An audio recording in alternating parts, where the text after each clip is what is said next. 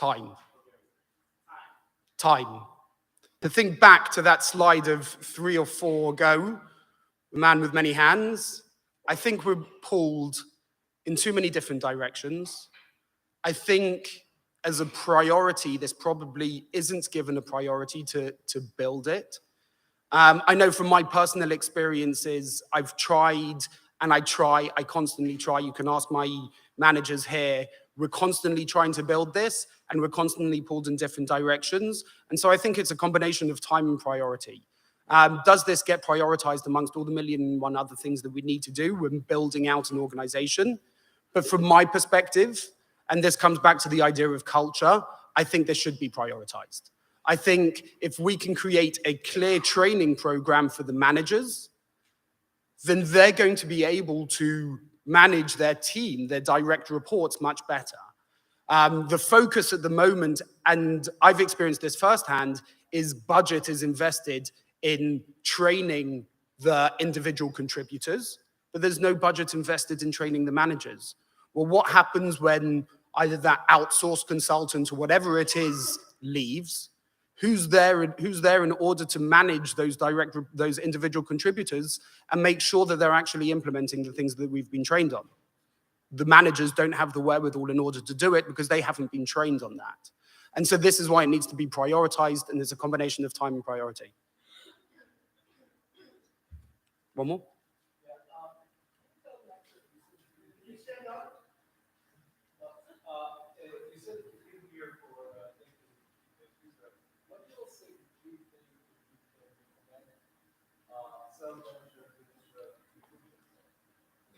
Oh, wow.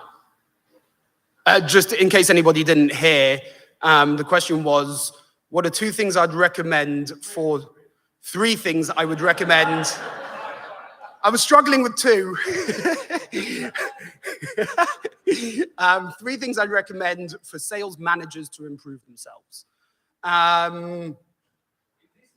In this market, sales managers to improve themselves, I think first and foremost, as I say, is seek some sort of training. And that should encompass how to do the best type of coaching. What does good coaching look like? How to measure metrics, how to understand your metrics, how to build the right level of reporting in order to get the best out of your team. So I think first and foremost, my idea is I think we need to train the sales managers, and I think that people should seek it. By the way, if you go on Google at the moment, you will find 1,000,001 people offering training for the individual contributors and exceptionally little training for sales managers, and that exactly is the problem which I think there is. But we need to seek it out. So that's probably number 1. Number 2, things that sales managers can do to improve themselves. You put me on the spot.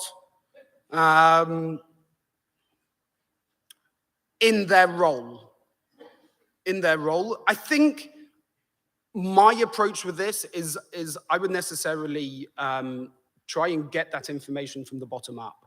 I think the answer lies within, and I would go and try and have open and frank conversations with the team to understand what they're missing from a management perspective. I think that people know intrinsically what they need and what they need from their manager. And if you go and ask them and you ask the right level of questions, they'll probably give you the right answers in how you can go about improving. And whether that comes from training, whether that comes from morale, whether that comes from all the different types of things that it could be in their day-to-day job, they will tell you what you can do in order to improve. And I think that we should have the confidence and the humility in order to have that conversation and understand where our gaps are and what we can do to improve. I'm sorry, that's a bit of a cop-out. Okay, thank you very much.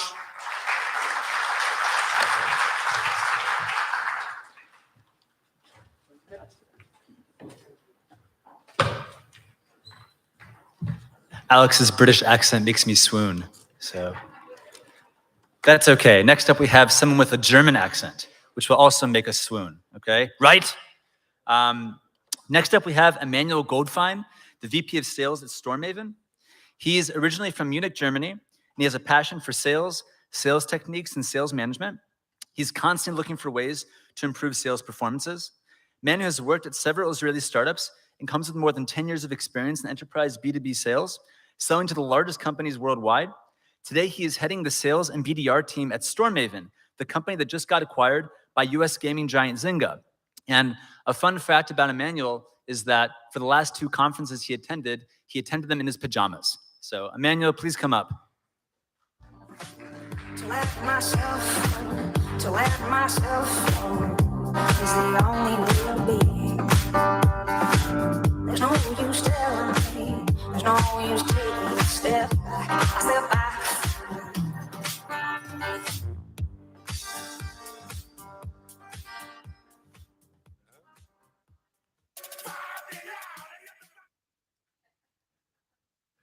Does that work? Okay, that looks good. Hi, everybody. Excited to be here. Thank you all for coming. Thanks for listening. I'm Emmanuel. I work at a company called The Mavens, formerly known as StoreMaven. As Mike was just saying, we just got acquired. We're one of the latest tech acquisitions here in Israel a few months ago. Got acquired by Zynga. And I joined the company about 3.5 years ago as head of sales. And overall, I'm extremely passionate about this topic, about consultative selling. And needless to say, pretty much everybody at StoreMaven is, at the Mavens is, still getting used to the new branding. So it really helped us, especially with close rates. If we think about all the KPIs, it helps us to secure the deal. That's pretty much what it does. Thank you. In addition, though, also it creates happy customers, and that's what we all, I guess, want to do, want to have. So today's session is really also about practical takeaways. I wanted to make it very straightforward so that hopefully you can take something from that and embed it into your very own sales processes. So consultative, what? It's a sales canvas. So consultative selling, of course. What does that actually mean? So if we compare it, so one way to look at consultative selling is to compare it with transactional selling. Transactional selling is pretty quick, say it in very simple words. Usually you close the deal within a call or 2, in extreme cases, even without talking to the customer directly, by selling through email, or in very extreme cases, through the website without engaging with the customer directly at all. In essence, transactional selling means that you basically show what you can do, show a bit what the company does, and then the customer makes a decision to buy or not. In consultative selling, it's quite different. We want to speak to the customer. We want to speak about the customer. We want to share insights. And most importantly, we want to provide value already from the beginning, not just once the customer becomes a customer after the sales process, but already throughout the sales process. And from the beginning actually mean from the beginning. So we try to add value already in the very first call when speaking to customers.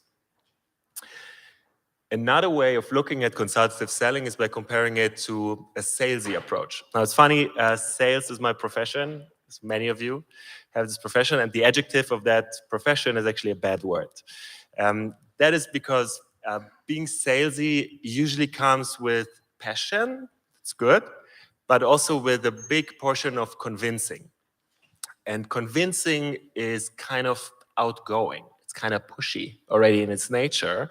And then many customers fall into a defense mode and close down. Some will give pushback, so basically do an objection. And that's where kind of the salesiness starts, is when you continue convincing, although there was an objection. That's extremely annoying.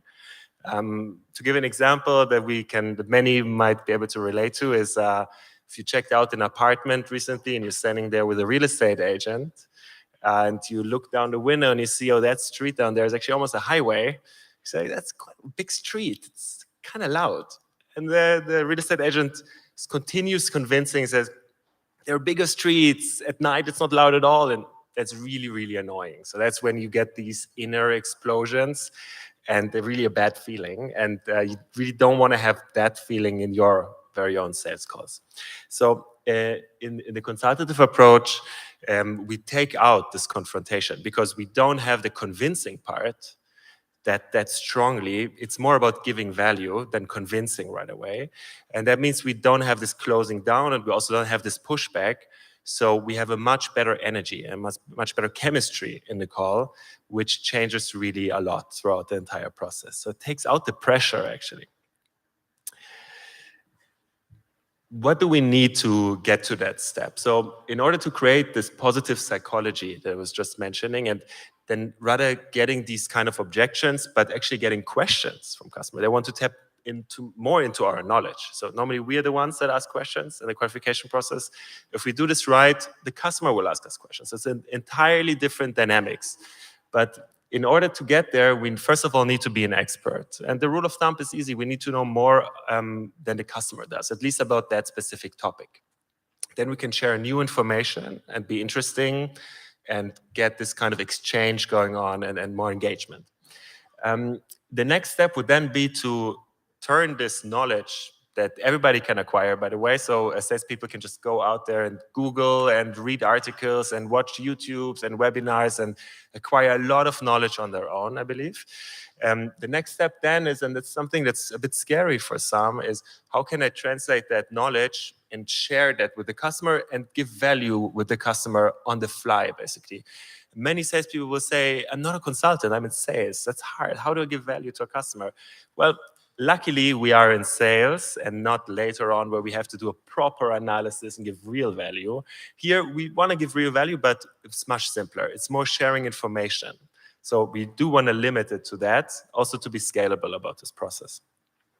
And being knowledgeable about something and then sharing this is something that salespeople are usually really good at. So nothing to be scared of. There's one more level here, and that is to become from a regular consultant, I'd say, to a trusted advisor. A trusted advisor is also a consultant, but there is that personal factor in addition. So also to be likable and not to be arrogant or kind of too smart about a topic when you talk about it makes a big difference in building the trust. And we often say we want to build relationships with customers. I guess it's kind of a standard thing. What does it actually mean? It's actually building this trust and being respected, basically, by the customer for my expertise, but also for my personality, being honest, being humble. And this trust will be a very important factor, especially in the later stages of the process when we reach pricing and the closing stages. Building trust, probably the most important factor of all, and can really be the make or break factor. A nice side effect is that it will also uncover more hidden information on the way because the customer is not closing down. Open up, it's an exchange, you talk, you get more information to close eventually bigger deals, but more importantly, and that's what this approach is about, to build the right deal for the customer and then go right into the solution selling, which is a nice bridge. So starting with some kind of consulting, sharing insights, and this is how we actually do it, this is our process, this is how we get there. Moving on. Is that for everybody? So some of you might ask yourself right now, can I apply this to my sales process, to my product, to my industry? I believe often you can, at least to some degree. But there is that white quadrant here. When you have a low price and a low product complexity, then you're probably better off with a transactional sales process. Just keep the volumes high, sell quickly. But the moment your price is high, being more consultative can be actually a differentiation and can also help you to justify that higher price. And on the other side, if your product's very complex, I used to work in logistics before. We had to get everything right with the customer because so much is affected by it, like warehouses and fleets and whatnot. So then naturally, you kind of have to be more in the details, and that is kind of almost already, by definition, to be a bit more consultative. Okay, so I promised practical takeaways. So where does it fit in exactly? So if we look at our standard sales process, I hope all your teams are doing that, starting with qualification, at some point then going to the demo and talk about pricing. We want to make a good impression right from the beginning. And you might have guessed it, there is a gap where this fits in nicely. And that's exactly where we can add a consulting piece there. And practically thinking about it, it's a 10-minute window where you can talk about something interesting with the customer and basically combine that with your qualification right away. So you can divide your first 30 minutes call and dedicate some window for that. How could this 10 minutes, 15 minutes window look like? So if we open this up, ideally, we want to share our screen and show something that belongs to the customer. So opening their website and talk about their checkout process in case you optimize that, or opening their ads and giving best practices, or reviewing their process, even customer reviews. Normally you can find something. If you can't, there's always a way to talk about the industry. You can have a few slides ready. The marketing teams can help with that to make it scalable. And then you always have a fallback, basically. And you can share a few stats. You can combine that with data then to make it more interesting and more credible. And then you have something interesting to talk about that is not you, that is not convincing. You take it out like a bit this pressure, take a breath, and you share something nice. So data is really important here to back it up.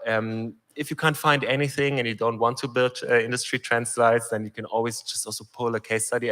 Personally, I think it's much less powerful, much better to talk about the customer directly or about the industry the customer is in. If we close this down again and we look at the full process again, the initial process at least of the sales process, then the next step would be then typically a second call to go over some slides and a demo. It's important to do that. It's also important to show the solution itself and the features. It's not all about the value, but we are starting with a ton of value here. And we position ourselves nicely for the solution selling coming now. In general, I would always summarize both the discovery and also the consulting we shared. Like you remember, we talked about this, and now let's move on and see how we can solve it. When new stakeholders join, I take a bit more time for that summary and do kind of a resell, actually, and position myself again as an expert and as a consultant to be different than all the other people that person was speaking to. The demo itself is still your demo. You don't have to worry too much about changing now everything. So you can still do your demo. Of course, you can lay kind of a narrative, a consultative narrative over the entire process and maybe jump back to the examples you shared before. But more or less, you're still in your regular demo. The last piece, though, pricing, that is different, especially when we compare it to transactional sales, where we would send an offer just over email, and then the customer might open it, see it for the first time, this price, get a heart attack, and not even share it internally with anybody. We've all been there. Here, we want to do this together with the customer. So we want to scope it out properly. That is also consulting. Ideally, be honest. Don't push it too much to the largest deal, but get it right. That will secure your close rates the most and also create better retention down the road. And often, doing this right will anyway lead to larger deals. So doing the scoping together and then giving a recommendation which plan the customer should go with, in your honest opinion. You can also come with 3 plans and then kind of on the fly figure this out together with the customer if one of these plans makes sense, or you can also build something in between.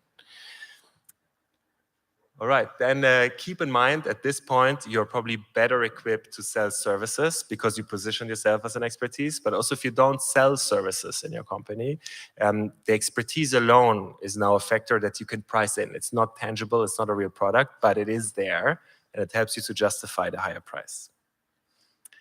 Closing this again, I want to mention and highlight that it's very important to keep track of this. So don't get lost and always see what's my next step to be on the path towards closing. A nice way to control ourselves if we are doing this right and if we are on track is to listen actively to customers and also teach the team to be very aware of these responses. And some might sound very simple and minor, but this one, that's interesting, is actually quite powerful. It means that it was new information that the customer didn't know, was clearly relevant. So that is exactly what we try to achieve.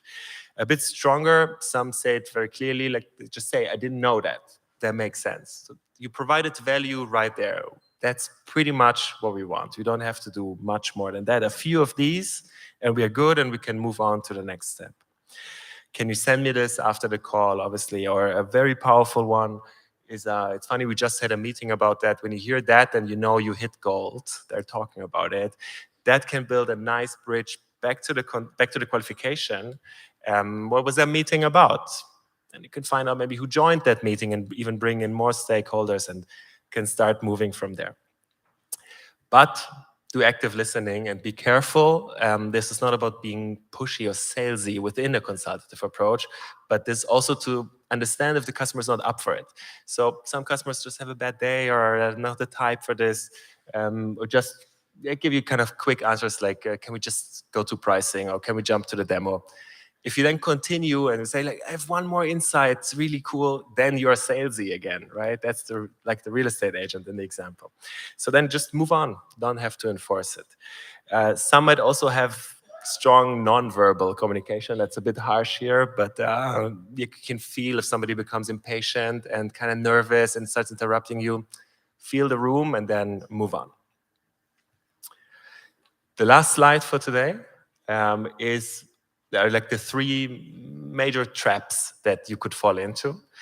Number 1 is not to follow the structure. So that means it's very easy, especially when you do consultative selling, to get lost. Imagine you do a demo, a comment comes up, and suddenly you talk about lots of interesting things, and then you ran out of time and you can't show your important solution anymore, or important aspects of it. Or maybe you didn't get to the scoping, and then you have to send pricing over email, and which will decrease your close rate dramatically. So it's always good to keep track of it, do good time management, and really know how much face time do I usually get from the customer, and then how much can I dedicate for my consulting piece to build this nice psychology, to be different, but not to overdo it. The second point is scalability. So I said it before, it's not about doing a proper analysis and prepare every sales course now for hours. This would be a nightmare. The rule of thumb would be, if you want to talk for 15 minutes about something interesting, don't prepare more than 15 minutes for it. So you have to get to a point where it's very easy for the salespeople to do this on their own. Marketing can definitely support that with some good slides, some good diagrams, so that they always have a fallback when they can't find something. But a way also to get this going would be maybe to think of a buddy system where you take somebody from the sales team, somebody from the client services team. They have once a month or once every other month even a session, kind of how would you look at a new customer? If this was a new customer, what would you look at first? What are the low-hanging fruits you typically identify? And then it's not about giving away all of these low-hanging fruits in the sales process, but maybe 1 or 2 and keep the rest for later. So the goal here would be that the salespeople, the sales team can identify things quickly and kind of adopt this view that client services would have early on with the customer, and then can do it on their own. So we don't want to pull in additional resources. That's very important. Last point is the knowledge itself. So it's extremely important, of course, to be an expert for this. But more importantly, like maybe when we think about hiring, we don't need industry knowledge as a given when we hire new candidates. Everybody can learn it. I think it's a human ability to become smart about any topic you want in a surprisingly short time. You can just read and learn it, even on your own. And of course, you can tap maybe also into the knowledge of, like, usually at companies, there's this guru that just knows a bit more than other people does. Maybe that person can be accessible also to the team and bring the team after they did some self-training to that additional level to get an extra edge. What we do need, though, with candidates is the ability to transfer knowledge. So do that knowledge transfer. That's also what that image is indicating. You can test that relatively easily in an interview. For example, like, what is a topic you're knowledgeable about? Many would say football, especially male candidates. But you can then maybe ask for a second one if you get bored of this. Then you can maybe, for the sake of an exercise, you can think of a problem within that and then ask the candidate to consult you on it. You will see then if they can actually also transfer that knowledge and if they tick the boxes of a trusted advisor. So how do they do that? Is it still nice and trustworthy, the way they communicate that? A big box they usually need to tick is, because you all have probably also your own clients or are very close to your clients, would my clients trust this person? Right? That's a big question to answer. But overall, we also shouldn't be too judgmental about candidates because it can be learned and they can adopt these techniques pretty quickly, actually. So yeah, I hope you enjoyed it. I hope there were some takeaways, some practical ones. Happy to answer any questions.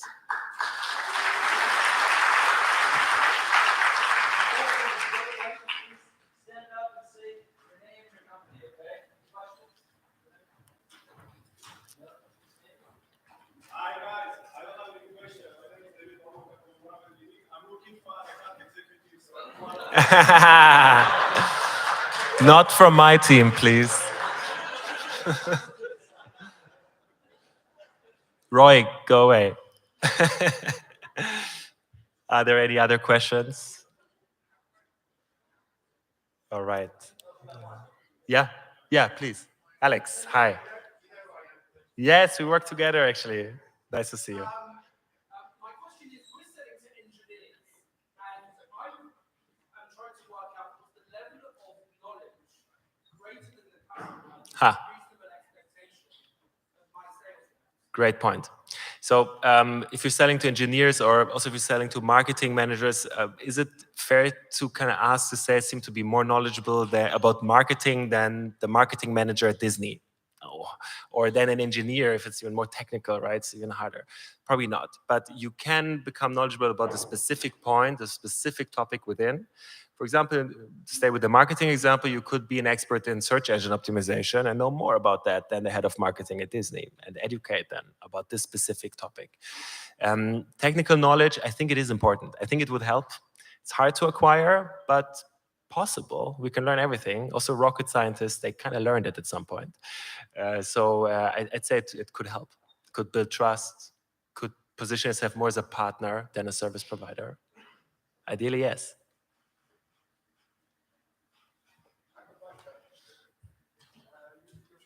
My name is Arjan Cohen. You're speaking about consultative selling, something I very much agree with. You have to become an industry expert to some extent. Where do you put the line of where you provide your own consultative expertise and where do you bring in the pre-sales consultant? Great question. I believe in that salespeople should do as much as they can on their own. Especially when it becomes very technical, like in engineering solutions or similar, then it's kind of normal to have a pre-sales manager there to help you. But you should never kind of give that impression to the customer that these are things that you wouldn't know. Like you know them on a high level and you can act also that you know a lot about it. And then to go into the very last details, you have your colleague. But you still have to present yourself in a trustworthy way that you could also notice. Like, I would say getting close to the knowledge of a pre-sales manager. Okay. Thank you.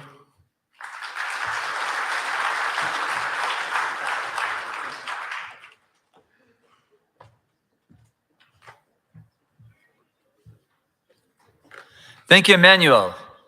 His accent's pretty good, right? You know, it's not British, but it's still pretty good. You guys having fun so far? Yeah! All right. Well, our next speaker actually has an American accent. He's originally from New York City, and he brings his marketing experience and Harvard education to Israel's cyberspace. He's been successful in bringing millions of dollars in sales opportunities for almost 20 years all around the globe. He's already made his first cybersecurity exit with TrapX Security, his previous company, and now leads the entire marketing division of SCADAfence, serving as their VP of Global Marketing for the last 3.5 years. Please welcome Michael Yehoshua, the VP of Marketing at SCADAfence, whose presentation is called Turn Down for What? Turn down for what? Turn down for what? Louder, louder. Turn down for what? Get out of your chairs, guys. You can stand up and dance.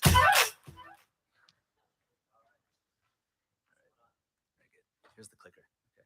This is the clicker? Yeah. Which way do I go? This way? Hey, everybody. What's going on? I'm not as tall as these guys.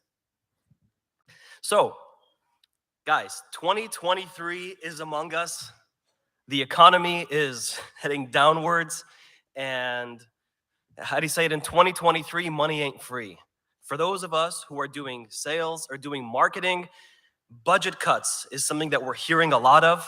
And we need to make sure that we're maximizing all the money that we have to spend because granted, we probably won't have too much.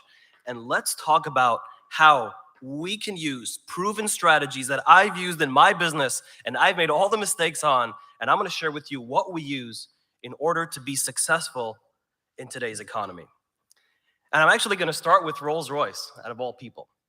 When I was first starting out 3.5 years ago at Skate Offense, I had all these great ideas of how I'm going to change the world and how I'm going to bring all these marketing campaigns. And I spoke to a mentor of mine who, doesn't matter. I spoke to a mentor of mine and he tells me, Michael, you're wasting your time. If you don't speak to your customers, right? Emmanuel, this one's for you. You don't speak to your customers and you don't understand what it is that they actually need.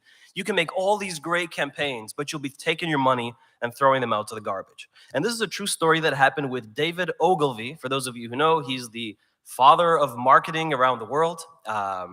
And Rolls-Royce approached him in year 1957 and said, hey, we want you to make a campaign for our luxury automobile. And he tried many different ways. He first came out with an ad, best car in the world. And you know what? Nobody cared. And then he went ahead and started thinking, what can I possibly do to get the message out? And then he said, you know what? Let me go in, let me feel the experience of the customer within the car. So he knocks on the door, goes into the dealership and says, hey, I want you to chauffeur me around this, with this car. And the salesperson takes him in, gives him a ride around the car. And then he realized something. You know, he did some research. He asked people, what are you guys looking for in a car? One of the things he heard was, I need a quiet ride. That was one of the things. He didn't really pay too much attention to it. But when the car was driving 60 miles an hour, the loudest thing he heard was actually that electric clock on the dashboard. And he said, you know what? That should be my slogan. And he went ahead and he put this ad. This is actually the most successful ad of all time for Rolls-Royce. And their sales in 1958 went up by 50% for this car alone, only because of this ad. So why am I telling you this? Now let's count. How many cars do you see here on the screen? There's one, there's two. Mikey, what's with the animations? One of the things I want to show you guys is you need to experience your product or your service through the eyes of your customer in order to get the insights that you need for your product. And I'll explain to you why. Now, when you speak to your customers, like we mentioned earlier, you do get, where do I click? There we go. You do get the real world experience like we discussed, but you also, second. Let me see if I can use the arrows. There we go. You also help the future of your content program. So think about it this way. You have content that you want to create. You have messages, right? Alex, I think, spoke about this. Do you want to take the words of your crappy sales manager and feed it to your customers? Or do you want to take words of other customers that resonate with them and feed it to the other customers? The answer should be taking the words and the needs of your customers and translating that. The other thing, which we're going to discuss it a little bit further, is how people actually buy.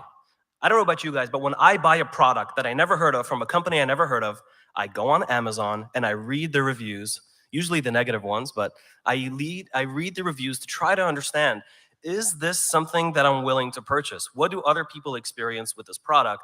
And for a lot of us here in Israel, when we're selling software or services or SaaS or other things, could be that a lot of people don't know about you and they need actual experiences in order to remove the barriers from their head that, you know what, maybe we just don't know these people good enough. In addition, your customers also spoke to your competitors, right? They did a demo and you guys won, or a POC and you guys won, and your product is deployed. Well, guess who has the information on why you won? The customer. You need to mine that information out of them in a very smart and sensitive way. And of course, when you have a lot of connections to a company, if they know like 5, 6 people within the company, that helps them to become more loyal. Now let's talk about how I actually used insights from customers and turned that into money. So one of the things I asked my customers, like, guys, what do you guys like reading about? Like, what are things that are interesting for you? And one of them told me, I don't like marketers that say we're the best marketing in the world. It didn't work for Rolls-Royce either. He said, I want to hear from an industry expert telling me about how great your product or how great your approach is. And we did that with the SANS Institute. We turned that into a white paper and turned that into a $100,000 opportunity. The second guy told me, yeah, every security solution works great when there isn't a breach. What if we are attacked and we're breached, and we bring in your solution. Can you help us? And we're like, oh, well, time for a white paper. And we went ahead and did an incident response on ransomware. We turned that into a white paper. Later, we turned that into a webinar. And then we got invited to the White House a few months ago to debrief the president's team. So that was a pretty good piece of content right there. Other two examples were someone asked us for benchmarks within the industry, and we did a great thought leadership piece. And then someone said, all right, we know you're good. You established that already. How do you stack up against your competitors? I'm like, ooh, here's a good opportunity for us. So the last one over here, we did an exercise with the FBI, the US Cyber Command, the NSA, and a few others. And they gave us a whole industrial port, and they invited a couple of security providers, that's us and all of our competitors. They paid 50 red team attackers, and they told them to hack the living daylights out of this place. And we showed the findings. Of course, we blew everyone out the water, and now we were able to prove, hey, look, our solution works well against the competitors. And then we took this piece and we started targeting industrial ports. And that's going to be the next thing we're going to speak about, of how to actually get into the nitty-gritty, not just on the strategy part. Any questions before I continue? All right, great. Let's get granular. Let's talk about how we actually do our lead generation. This is one of the tools that we use. This is LinkedIn, for those of you who aren't aware. And we like to target down the audiences that we sell to. Now, some of the stuff here might seem like common sense, but common sense, unfortunately, is not common. So let's take a look and see what it is that we do when we want to focus. So let's say, for instance, I have a customer, or I have a case study. Better yet, I spoke to a customer, he gave me a case study, and they are a pharmaceutical company. How do I target pharma companies here on LinkedIn? So first and foremost, LinkedIn tells you for optimal content, blah, blah, blah, you need 50,000. Okay, that's complete BS, okay? That's just LinkedIn said, give us money so we can waste your money, okay? In this economy, we can't afford it. So what you do is you need to narrow it down as much as possible. Here, my audience over here is 5,900. I have a couple of campaigns that are much lower, but that's not the point. So first of all, let's look at the bottom of the screen. It's like where it says locations, okay? So these are the locations I want to target. If my content is in German, I'm not going to target the United States. I'm going to target Germany. If my content is in English, I'm going to target the United States, Canada, UK, or places where they speak my language. I'm not going to go and put these ads in Japan, even though they're proficient in their language. So first of all, targeted ads per location, okay? The second thing is we need to get granular with the titles that we want, okay? So who is our target audience? And this, again, might seem like common sense, but there's something here, okay? We're going after specific job titles. Look at your customers. What are their job titles? Oh, there you know which customers you should be targeting here, okay? Also, size. Some companies do really, really well when they sell to big companies. Some companies sell really well when they sell to small companies, all right? There's a competitive advantage there. You need to pay attention to that as well. And of course, industries. If I'm selling pharmaceutical manufacturing, I don't want automotive manufacturing reading my case study. It's not relevant. It's a whole different world, okay? So again, you got to be laser focused. But here's the kicker. You also have to know which companies you want to avoid. There's also this like avoid section or exclusion section, all right? And we do the first section, companies that we avoid like the plague. We do that with automation. So we use HubSpot. You can use whatever automation tools you want. We have a list. Who's a customer? Who's a competitor? Who's a partner? And that automatically feeds into our LinkedIn, and we know not to target those people. However, on the third line, in case we weren't clear the first time, that's a catch-all. So we put competitor names. We put names of companies who we really, really don't want over there. And also job titles. Which job titles do you want to avoid? I don't want to talk to students. I don't want to talk to analysts. I don't want to talk to bankers. I don't want to talk to salespeople in marketing other than today. But unfortunately, LinkedIn wants to make some money, so they're going to push it in every direction. And unless you don't tell them what to exclude, they're not going to exclude that for you. And of course, that picture there on the bottom, you don't want audience expansion when you're doing targeted lead gen. You can do that if you want to do brand, but this is not the case over here. So now that you know how we do this with one of the tools that we have, I I want to ask you guys, what do you guys think that our lead to MQL conversion rates are in 2022? By raise of hands, come on, give me some suggestions. Where do you think we're standing? You in the back. 3%, not bad. What else do you guys think our conversion rate? Anyone else? 5%. Anyone else? How much? 30%. All right, let me show you the number. 97%. Guys, when you get granular and you get targeting, and I have my SDRs in the house, I have my sales ops, and my former VP sales in the house too. So they can all confirm all of this. And the agency that I use in the house too. All right. So now that you know how to use that with one of the tools, you can also use other tools that are not LinkedIn. Because again, with LinkedIn, you can actually focus on specific people, specific job titles, specific locations, but you don't always have intent, which means it could be the right person, but maybe they're not in the market. And so you can use other tools, and I'm going to talk about how I use Google here. This is one of the strategies we use. And this also idea was brought to me by the ad agency that works with me. So shout out to them over here in the house. But in our world, we are Hanukkah is over, but we were like the small Maccabee army, a small group of people who can do, and we're facing all these big armies of companies that have a lot of money, have a lot of budget, have a lot of resources, and we need to somehow twist their arm in the back of their head and get some business from that. And I know there are some competitors in the house, so I won't be the Grinch who stole Sales Kenneth, but I will share with you a company that does something similar to ours, and that is CrowdStrike. So on their website, they have this page where they compare themselves versus all of their competitors. So CrowdStrike versus Carbon Black versus blah, blah, blah, and they teach how they actually do it. So let's go and start clicking and see what happens. If I actually go and search on Google and I write CrowdStrike versus Carbon Black, I have the ad of this actual page that I showed you. And they also have an organic SEO thing on the bottom. Organic SEO, another great strategy, but not for today. And in that page, they have 3 reasons why customers choose CrowdStrike over their competitor. We do it 6 reasons why, and it doesn't matter. After we write down the reasons why, we have a little comparison chart, and then we use the customer's voice. We use his face, we use his name, we use his title, and we actually have a quote, and it's like, undecided? See why customers trust CrowdStrike. And then, still not convinced? Try CrowdStrike for free.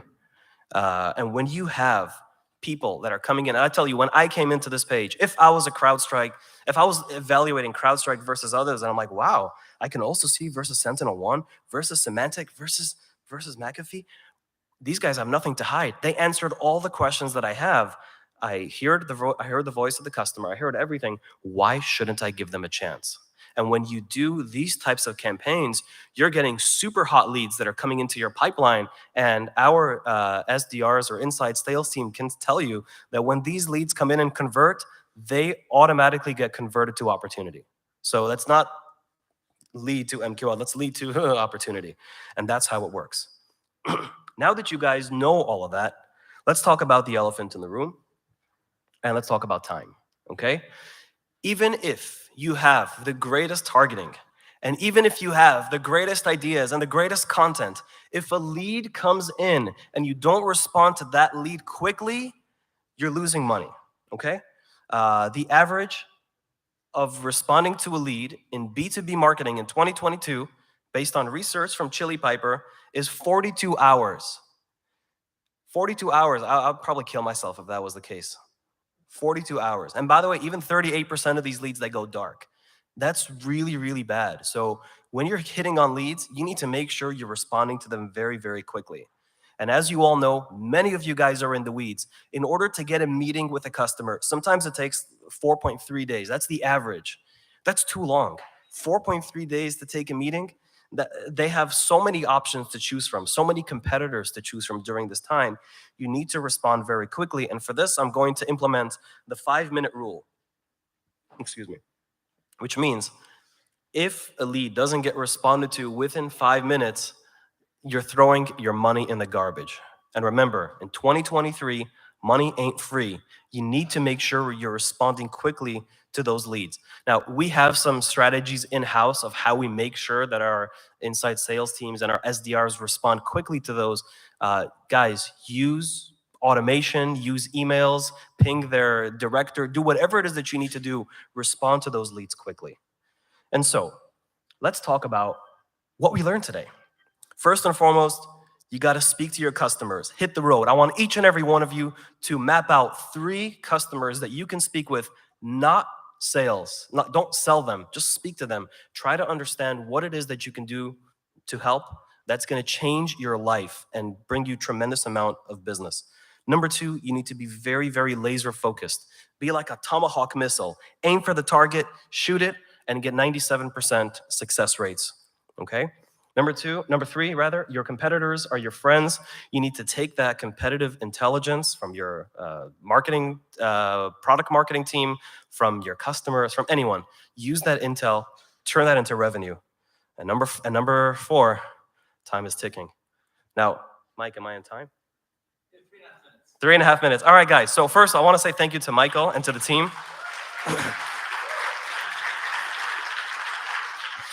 Thank you so much for having all of us, for organizing this tremendous event. Amazing faces here, and a lot of great people here.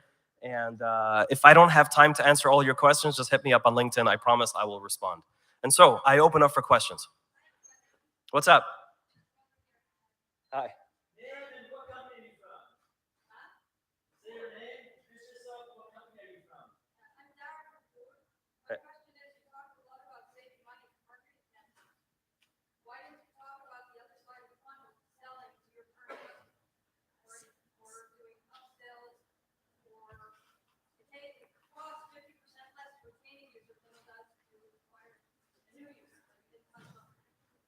That is true. I don't have time to talk about everything, but that is very true. But again, most of the people here in the audience, they're not focused on dealing with things past the customer stage. That's usually the customer success team. That's more of a management thing. And for the audience over here, the people who are in charge of marketing or people who are on the phones, again, it's a very good strategy, but I'm not sure how relevant it would be to all the people here, and correct me if I'm wrong. Okay. Catch me outside. How about that? What's up? My name is Yoel Israel. Two questions. One is, when you get on a call and you know that, let's say, they're probably speaking at CrowdStrike, you don't know also, and they probably were told a lot of things, let's say, inaccurate or exaggerated in the comparison guides, or were already speaking to your competitors. How can we counter that on the sales call? And my second question is, what was the agency that you're working with? Oh, I'm working with your agency, sir. Yeah. So how do we differentiate? Well, first of all, you're not supposed to lie on these things. The way we did this is we actually have people in the industry who worked at those companies who either work for our teams or we hired as consultants. So we know, in fact, how we beat them. But you don't have to use that strategy. You can take any competitive information that you have that's from a reliable source or even from customers. But at the end of the day, it's our job, the marketing team, to bring the sales, the leads, and then we need our product to actually stand up and to prove itself. So, you could bring the horse to the water. You can't make him drink. Anyone? Yes.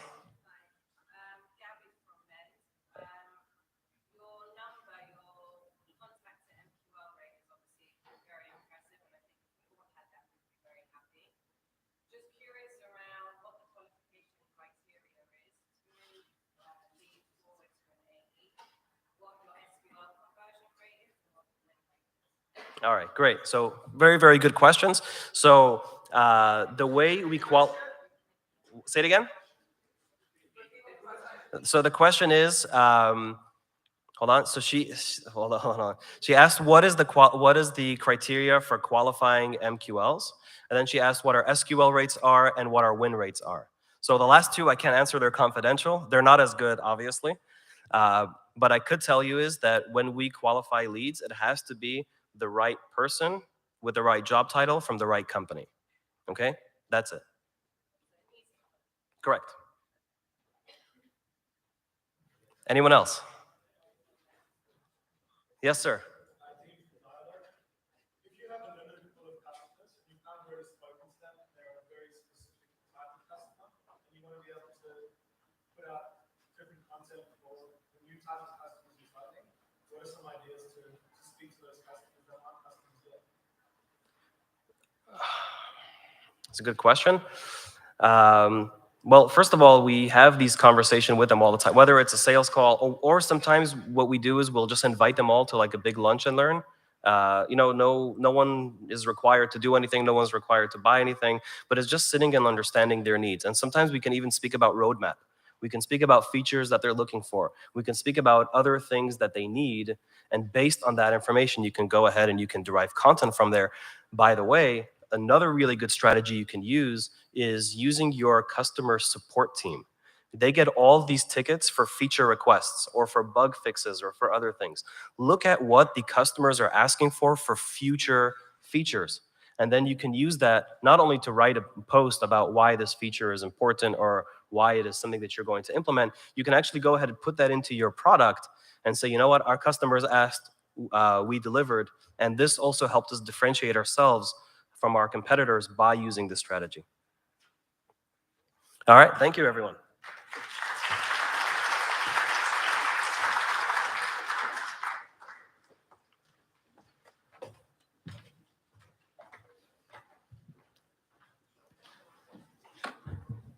When I announced Michael, I forgot to tell you about his fun fact. So I want to tell it now after the words. So a fun fact about Michael Yehoshua is that he worked in the US Supreme Court and was about to serve as the executive assistant to former President Obama, but at the last minute was replaced by Kal Penn for the sake of diversity. So thank you, Michael. It was great having you. Okay. Our next speaker is Talia Schmidt, who is the country marketing lead at Cisco. She's been a marketing leader for 15 years with a record as part of founding teams in several startup companies. She has a background setting and executing strategy, as well as propelling growth in startups for B2B, cloud, and SaaS-based technologies and products. And a fun fact about Talia, actually two fun facts, is that she worked as a culinary consultant to restaurants while studying at Hebrew University in Jerusalem, and she speaks Chinese. So Talia, please come up. All the single ladies, all the single ladies, all the single ladies, all the single ladies, all the single ladies, all the single ladies, all the single ladies. Now put your hands up in the club, just broke up. I'm doing my own little thing. You decided to dip, and now you want a trip. Hold on, I'm figuring it out.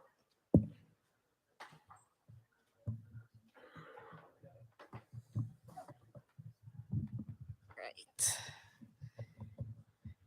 Thank you. Yeah, that looks good.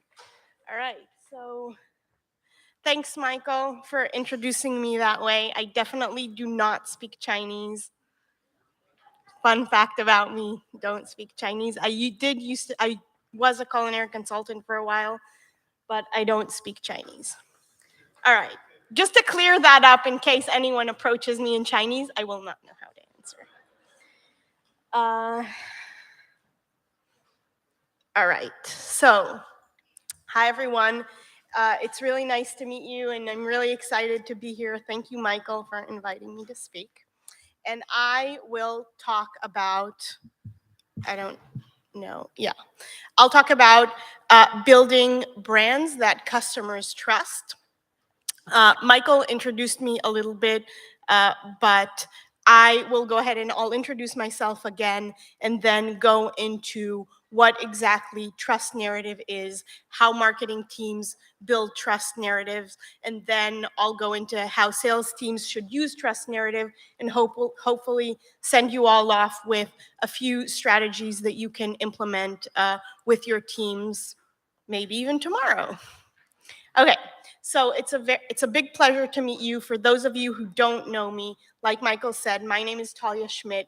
I'm currently the marketing lead for Cisco in Israel, but my background is actually startups. I have 15 years or so in marketing leadership positions, and specifically focused on technology startups in the B2B world, focusing on cloud and SaaS solutions. And for those of you who are doing quick math in your head, 15 years of marketing leadership positions means that I was born in the 80s. I'm an 80s baby, and this is what we looked like in the 80s. So some of you have been around since then, some of you not so much, but the 80s will definitely be remembered for a few very fun things. Those of you who were around will probably remember some of these little gems. Princess Diana, Ferris Bueller, and then, of course, the big one for the 80s was Stranger Danger. So I don't know how many of you are familiar with Stranger Danger. This was really big in North America, right? Stranger Danger drills. As children, we were all taught, you're not allowed to talk to strangers. This is really dangerous. You can't get in strangers' cars. And this was a very, very big deal. There were drills. This was drilled into our head. And then from there, we became these adults. Okay, adults who are really, really comfortable to get into people's cars, even though we were warned against it. Adults who do meet people on the internet, even though we were warned against it as children. So what's that about, really? How did we become these people who go against the very basic, fundamental teachings of our parents and our teachers? What happened there? And that's what I'm going to be talking about today.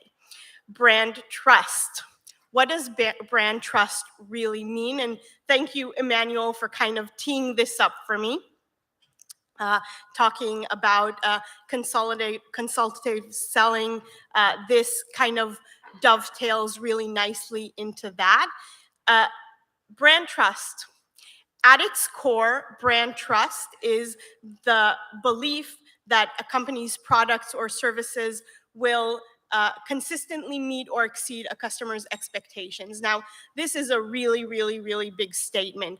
That means, if we unpack this a little bit, it means that the company who is trying to build brand trust or is kind of gaining brand trust has a customer base.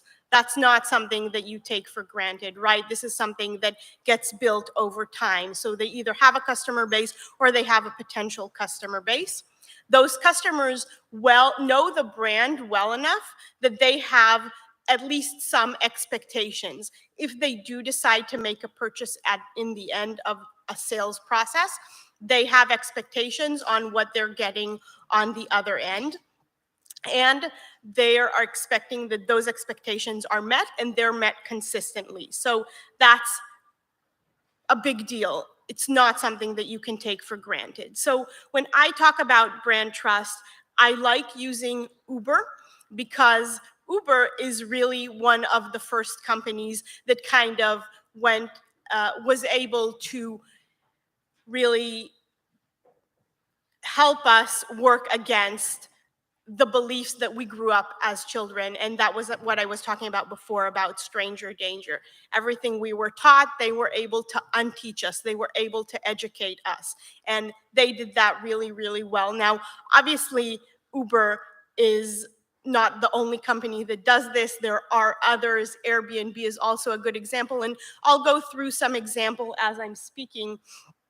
But I like using Uber because even though Uber is, not free of fault, they have problems. Obviously, they were accused of anti-competitive behavior, and they have been accused of privacy violations and organizational culture issues.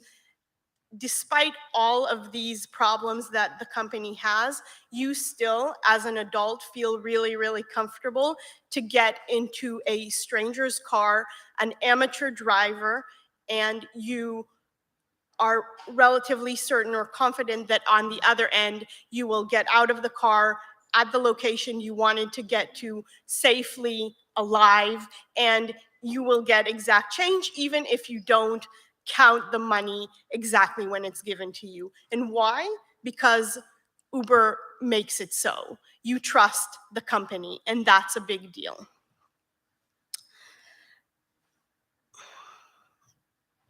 Okay, so trust narrative, and this is a big core of what we're talking about today. It's set by marketing teams, right? So marketing teams will work those messages that align with company core values into collateral that they're working on. This can be, the website, white papers, case studies, and so on. But you, as a marketing team, want to make sure that you're working those messages into the collateral that you're building. You're also communicating it to your brand communities, and brand communities can obviously be, in different locations. They can be virtual, they can be physical, they can be forums on Stack Overflow or Reddit and so on. But they can also be physical. You can meet your customers at events. You can, strengthen the brand from there. And then those are echoed by the sales team. So while marketing teams are communicating one-to-many, a team to many customers, the sales team, and later on the customer success teams as well, obviously, communicate one-on-one. On sales calls, they communicate on sales pitches, they meet clients or potential clients at events, and they communicate one-to-one, and they need to be echoing those messages of trust narrative. So another good example is Zappos.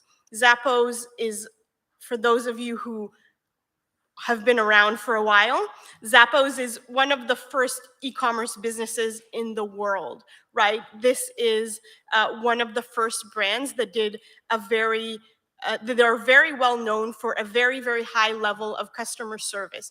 When they first started out, Zappos' claim to fame was that they will help you or assist you with whatever you need. And this was really expansive. If you had an issue with a purchase that you had made online, yes, you could call them and they would refund you or help you get your purchase or solve the issue, but they went even further than that, and that is why they became so well known. If you needed a dinner reservation last minute at a remote location and you needed someone to help you, you could call Zappos and they would help you. That was their claim to fame. So they became very well known for that, and then setting the expectations as the trusted advisor, as Emmanuel referred to it.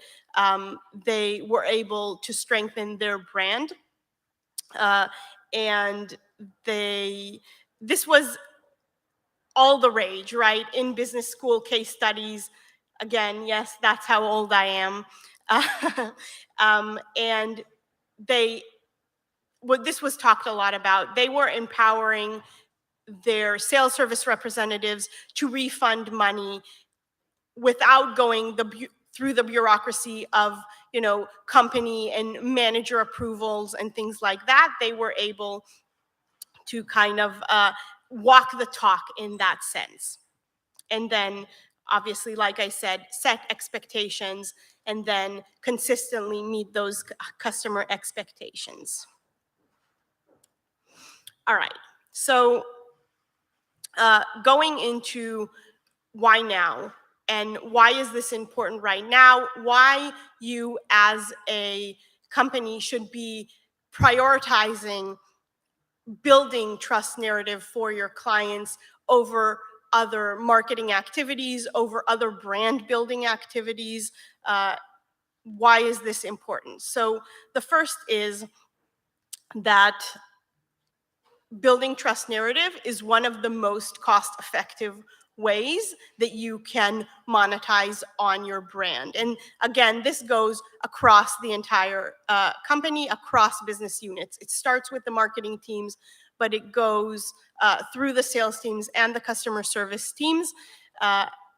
if you strengthen your brand with trust narrative, it means that me as a customer, I don't need to necessarily trust every single cab driver.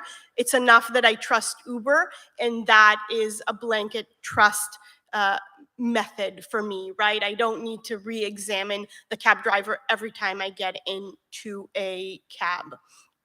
Another really good example of this is REI. So I don't know how many of you are familiar with REI, but REI is an outdoor say equipment store, right? So they sell camping gear, they sell tents, they sell hiking shoes and things like that. And they have done a really good job of building that trust as that trusted advisor, and being able to hire people who are passionate and consultative about hiking. If you are planning a 2-week hike on the Pacific Crest Trail and you walk into REI and you talk to someone who works there, chances are they went through that same trail and they can assist you. But it doesn't stop there, of course. If you're on the trail and you have an issue with your shoes or your coat, a phone call to REI means that they will send you a new product if there's an issue or help you figure it out. So that place of that brand trust means that they have competitive advantage over their competitors. Patagonia, North Face, also REI competitors with very high-end products don't necessarily have the same kind of brand trust as REI. And then lastly, strengthening the value proposition. All right, I'm gonna skip this one for time, but I'll just do this one quick slide and talk about what we all care about. How do you capitalize on this trust, right? So you want to make sure that you're not just building trust for the sake of building trust. You're actually using it in order to increase deal size, increase deal velocity, and enriching your pipeline. So the first is, using the engagement with the customers to reinforce those expectations. Like I was saying before, and again, referring back to Emmanuel's presentation, every interaction you have with the customer, especially if it's a one-to-one, because those are really valuable, you want to make sure that you're reinforcing those expectations. And once you do set those expectations, you want to make sure that you're able to surpass them. You can go the extra mile, you can be Zappos, you can help with that little bit extra that the client needs. You can amplify brand trust by using endorsements, right? So if you're marketing teams, then you're building case studies and testimonials and customer stories. But if you're sales teams, then you're using that collateral or telling those stories onward to additional potential clients in your pipeline.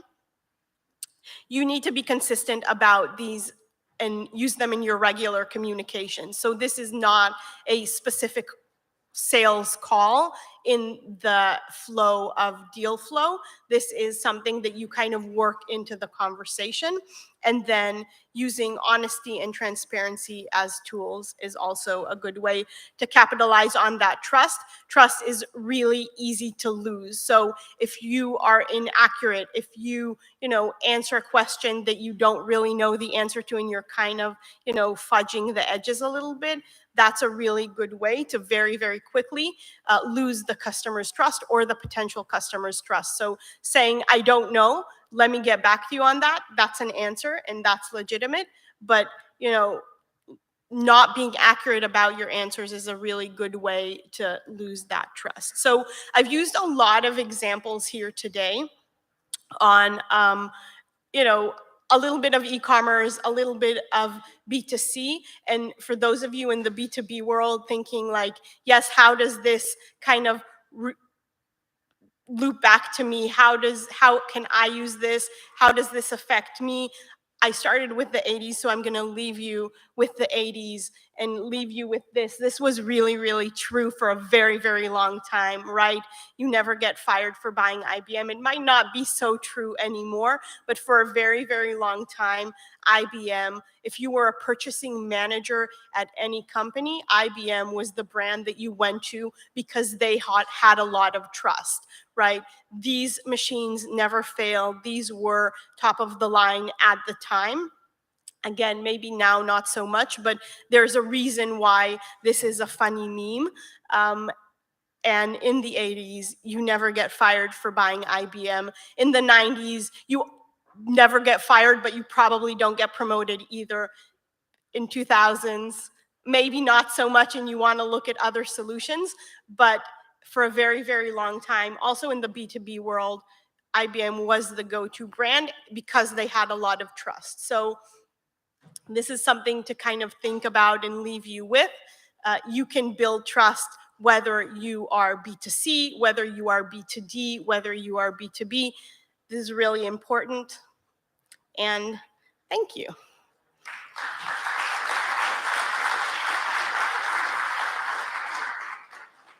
All right, so I can take questions. Yes. Currently looking for my next sales leadership role. So my question is, what tips would you provide to marketing and sales organizations to consistently align with brand messaging and in order to avoid siloed organizations within organizations? Okay, so I'll repeat the question for those of you who didn't hear it. How or what are some tips to align the entire organization around brand messaging so there aren't disconnects, there are no siloed organizations within a specific company?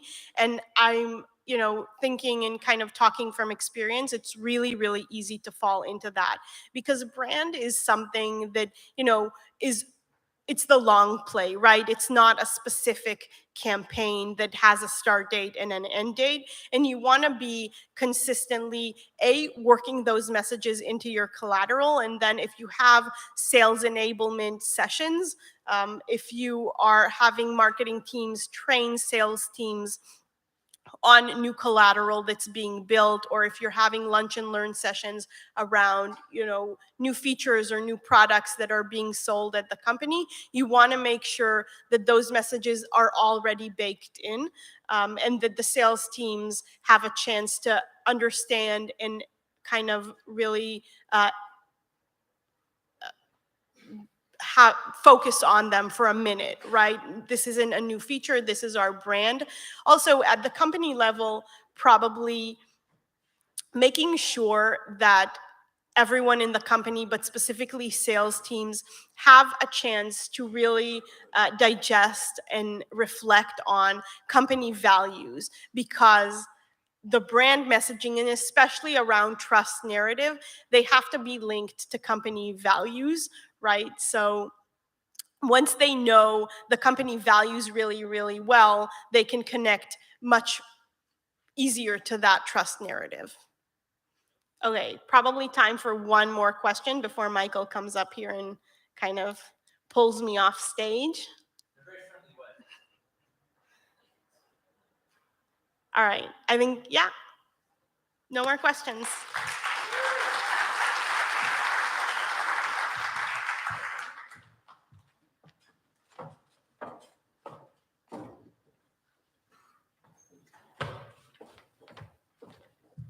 Thank you, Talia. I just have to adjust the microphone back to being normal person size. How do I do this? Help me with this? No worries. In the meantime, while we're waiting, I'm gonna take a photo of all of you guys. If you all want to smile, it's be really great. You guys smile and say cheese. Say cheese. No, you're not doing that. That's okay. Whatever. All right. It's okay. Awesome. Great. So thank you, Talia. Our next speaker is someone I know very well, who I work with on a day-to-day basis. It's my co-founder at Scale Up Sales. His name is Daniel Schwartz. Dan is the co-founder of Scale Up Sales, and has over 10 years of experience helping founders develop scale business operations. He's been a VP of sales at multiple venture-backed tech startups and has a passion for creating ideal sales pipeline development. A fun fact about Dan is that from the ages of 12 to 20, he worked on a farm in rural Virginia and was very good friends with a chicken named Camilla. And so today, Dan is going to be speaking about the case for cold email. Thank you, Dan. Come up. In the street light. Been spending most of their lives living in the gangster's paradise. Been spending most of their lives living in the gangster's paradise. Mike, you're so tall.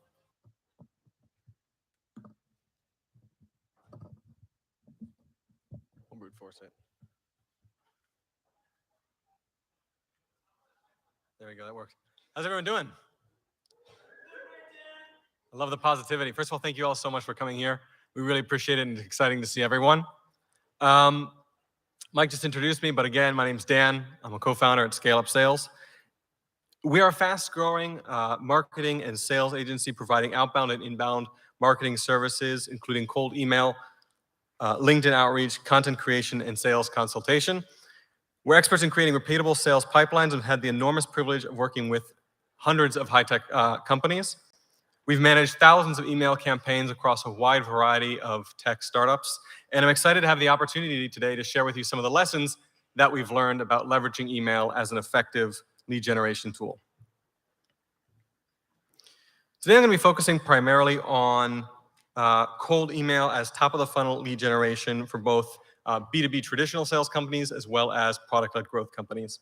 While these are two very different sales strategies, email can and should play a key role in creating leads for both of them. But the way you go about it is going to be very, very different. In the age of data-driven marketing, paid advertising, influencers, social media, it's a relevant question to ask what role email really plays, or does it play any? The answer really depends on your product, your sales goals, and your ideal customer profile.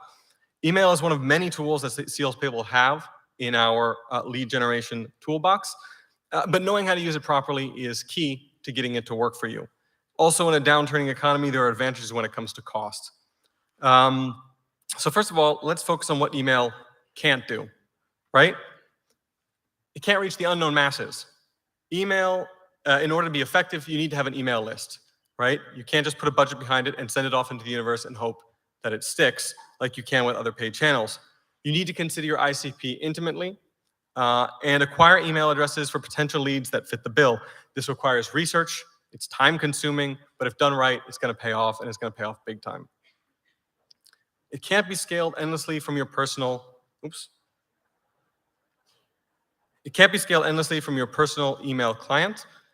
This is kind of a double-edged sword because obviously scale with email is one of the things that drives significant lead generation with it. But sending too many generalized emails from your personal or business email address is a sure way to injure your domain health. And domain health refers to how email clients like Gmail and Outlook interpret your emails, right? They're going to make a judgment about your email's legitimacy and choose to send it either to the inbox or the spam box.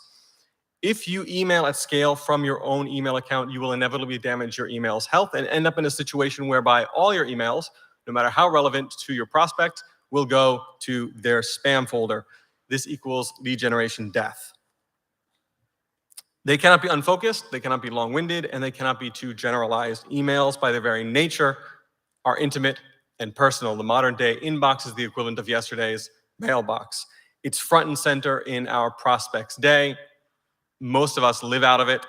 And the decision to actually answer or ignore or mark as spam any email that someone opens takes about 5 to 10 seconds to make space for someone's other tasks that they need to accomplish. No one likes spam, maybe on toast, but beyond that, they're not going to accept it. We do accept some kind of spammy material when it comes to our Facebook or YouTube or Twitter feeds, but the same cannot be said for email. What this means practically is that any email a salesperson sends must be immediately understandable, absolutely relevant to the prospect, and to the point. Otherwise, it's going to go right to archive or worse, spam. So now that I've dished on email, let's talk about where it excels.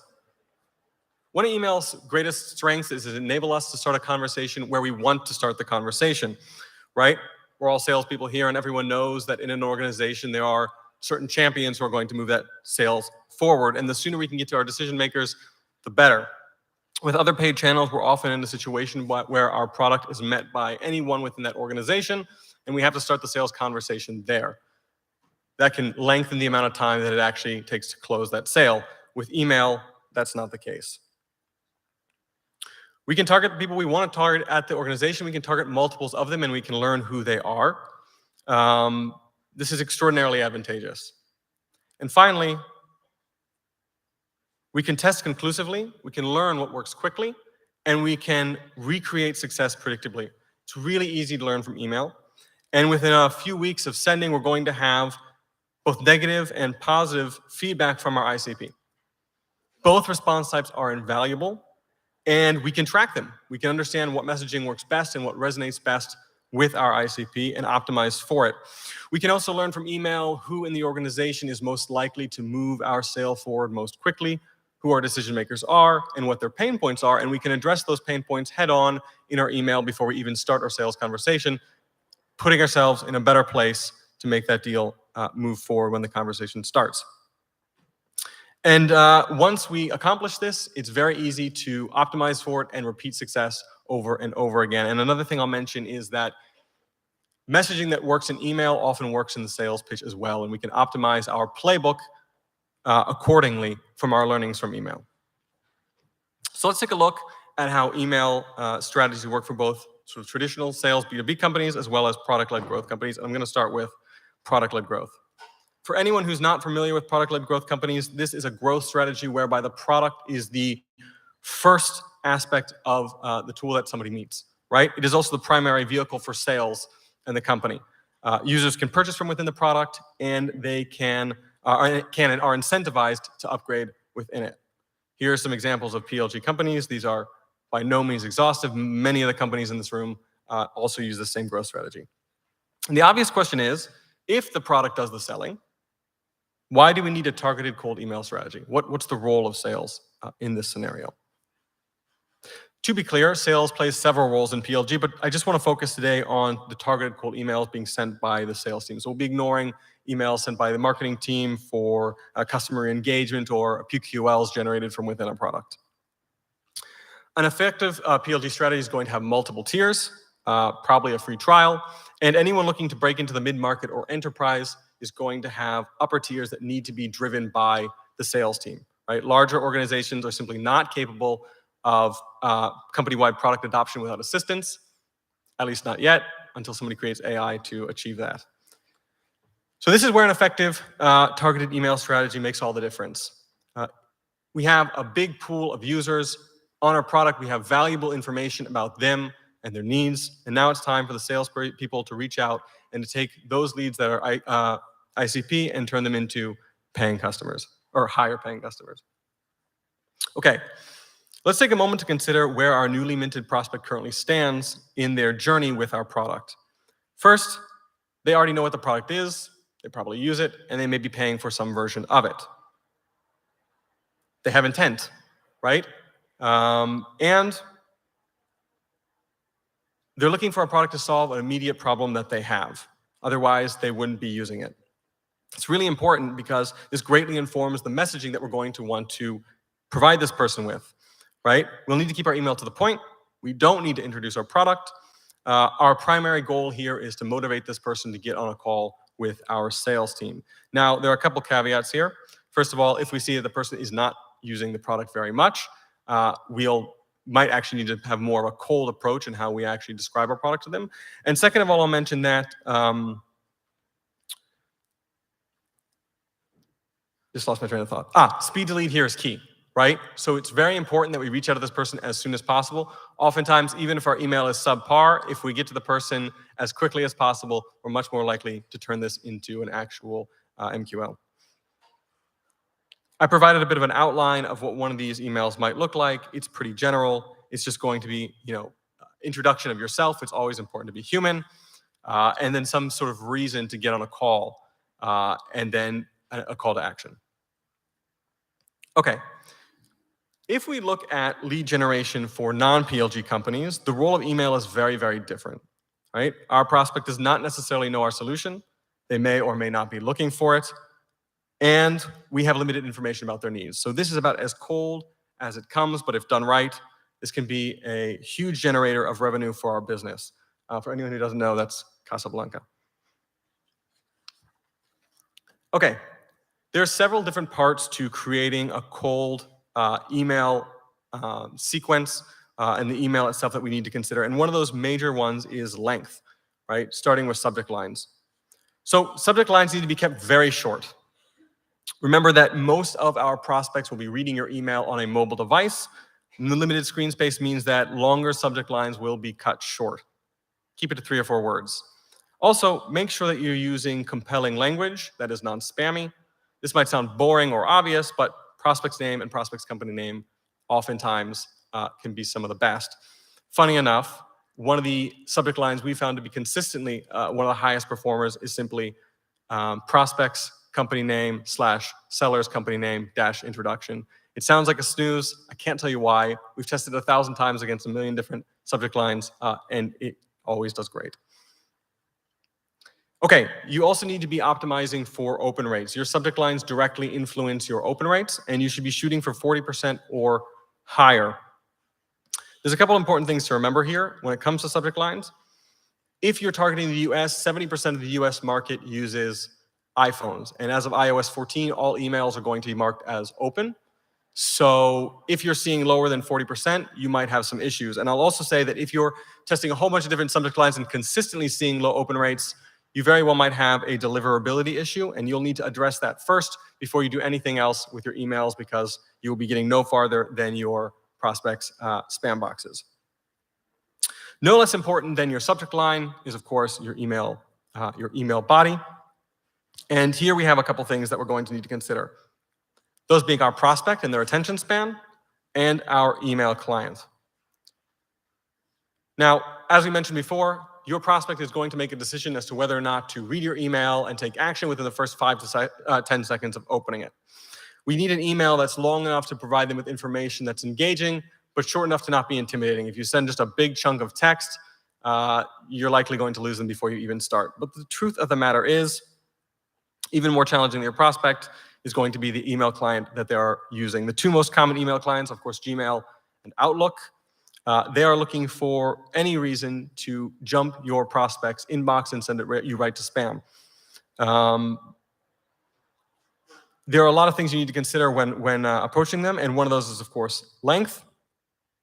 Hitting the spam box is death for lead gen. Now, when it comes to getting around that spam filter, there are actually a lot of strategies to do. One of the things that I want to be very transparent about is that the spam filter itself is kind of a black box. Google and Microsoft are not about to share their algorithms with anybody, but having sent so many emails at Scale Up Sales, we have been able to prod the boundaries of that black box. And so I wanted to walk you through a couple key points that can help you to avoid this unfortunate fate. The first one is no heavy images. Better yet, no images at all. Remember, your email address is unknown to your user's email client. Anything that could be interpreted as suspicious can send you to spam. The same is true for links. Don't do them, or if you must, keep it to 1. A strategy that we'll often use is in our cold email phase, we won't have any links, and then if the person responds, you can send 1, maybe to a Calendly, for example, or to some sort of additional information. Also on the images front, just backing up real quick, I will mention that it's not uncommon for people to put a thumbnail image, like of their SDR or something like that, in their signature. This can also be a problem in certain cases. So if you are seeing low open rates and you're suspecting that you might have deliverability issues, this is something to consider. 160 words or fewer. It's kind of a tricky one. So you want to be able to have enough information to make a human actually want to engage in the content, but not too much that you look spammy. We found that limit to be about 160 words. You want to be targeting for less than that, but not so little as to send an email that doesn't have any content in it whatsoever. And finally, no more than 400 cold emails sent per email address per day. Realistically, this is 300. You're going to need at least about 100 of those to be on some kind of warm-up service. What you're ultimately looking at is a situation where you're going to need quite a bit of infrastructure and several email addresses in order to run an effective cold email outreach strategy. So now that we've talked about that, let's talk a little bit about what an effective cold email might look like. I'm going to let everyone in on a dirty little secret of cold emails and of sales in general. No one, not a single soul on this planet or any other, cares about you or your product. Mom lied. I'm sorry. If you want to sell to someone your product or service, talk to them about the value it brings to them first and foremost. People are much more interested in solving their problems than they are in hearing about you or your company's life story. I have an image on the screen here of someone who might be familiar to you. I think the introduction of the iPhone in 2007 is actually one of the best examples of how to structure the introduction of something that no one has ever heard of before. Now, the category existed, but the way that Apple was about to go about it was very, very different. Steve Jobs went on stage and he gave a 10-minute presentation about the iPhone. Most people would have gone on stage and taken their phone out and said, this is my device and this is what it does. But actually, for the first 6.5 minutes, he doesn't show anyone what the device is. And for the first 3 minutes, he doesn't even tell you it's a single device. He spends most of that time talking about what the device does. And then only after clearly establishing the value that the product is going to bring to the buyer does he actually show us what it looks like. And of course, by that point, it is absolutely desirable. Write your emails accordingly. Another important thing to consider in our emails is our calls to action. We want our prospect to know exactly what we want from them. This needs to be, first and foremost, it needs to be very present and obvious in the email, possibly repeated more than once, depending on the length of that email. And we can only make one ask, okay? So keep it simple, keep it straight. Most businesses in here are probably going to be looking to generate a call off of an email. Okay, you're going to need to send multiple emails in order for an email outreach to be effective. We in general say between 6 to 8. Most prospects are lost not because your messaging was off, but because you simply didn't touch them enough times. You should also, I'll mention, be using a multi-tiered strategy. It shouldn't just be email. You should be including LinkedIn and cold calling and everything else into that mix. I do want to take a moment to walk through what an ideal first cold email might look like and a structure that we've developed at Scale Up Sales that we find to be enormously effective. The first cold email is a challenging one because it is your introduction of your product or service to your potential new client. That means they need to have enough information about you to be compelled to take action. But again, we still have to keep within some certain limits of length. So here's what the structure looks like. An introduction. Hi, my name is. It's always good to be human. I can't tell you how many emails I get where the person doesn't even take a moment to say hi. Feels weird if you jump right into a pitch. Second, the reason you're reaching out. Put value first. Why are you coming here to talk to me today? And then a call to action. Now that might seem pretty aggressive, right? That's 3 sentences. But in those first 3 sentences, which will take no more than 5 seconds to read, I've established with my prospect who I am, what value I can bring to them, and what I'm asking them to do today. If they read nothing else, they'll at least already know that. But if I've done my work properly and I've conveyed clear value, and remember, I know who I'm messaging, I know what ICP they are, I know their problems, and so I'm writing value to them specifically, they'll continue reading on to the next 1 or 2 points. This is going to be an explanation of my product's value to my prospect, or potentially a description of their problems and how my solution can solve those. It can be a combination of these 2 as well. This will usually be another 2 or 3 sentences. Finally, a thank you for your time. Again, it's always good to be human. And a repeat of my call to action. To be clear, this is the same call to action I put in the very beginning. And the reason we're putting it again in the end is because I've now had the person read more. I don't want them to have to go back to remember what I'm asking of them to do. So this is the structure that we like to use for a first cold email when we have to write something that's longer. Right? You don't just want one big chunk of text. You want to break it up in a flow that lets me understand what it is you want from me. So I'm going to stop there for now. Again, I want to thank everyone for your time. And if there's any questions, I'll be happy to address those, whether they be something directly that we spoke about here, or if you just want something more technical as to like an email campaign. Yeah.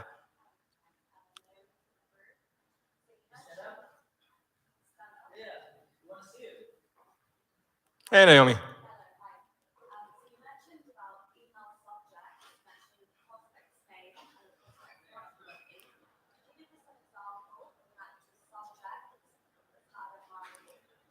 Yeah, absolutely. I mentioned it, but I'll say it again. So one of the ones that we find to be consistently high performing is quite simply just saying subject's company name, your company name, and then like slash your company name, and then just dash introduction or any similar. Yeah, remember subject lines have to be really short. You've got 3 to 4 words. So when it comes to testing, you're going to want to experiment with different subject lines, but you have to stay within those confines.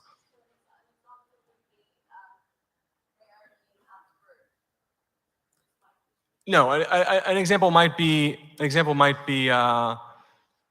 scale up sales slash Burke dash introduction. Could be an example. Or you could say Naomi slash Dan, nice to meet you. Actually, that's going to be too long. But yeah. Yeah.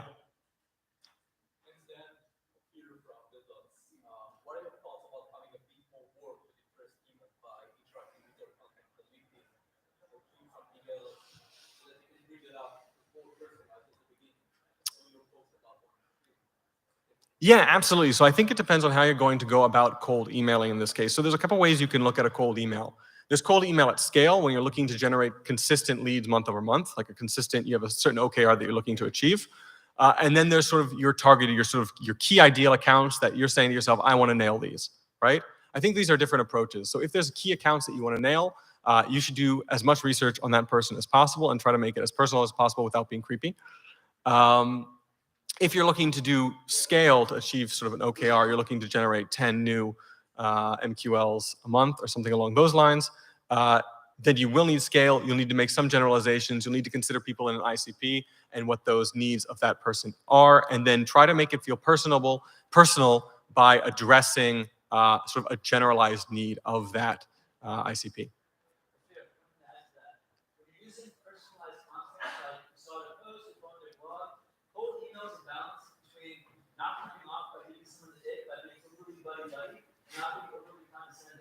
Sometimes referencing everything you see about on social media is weird.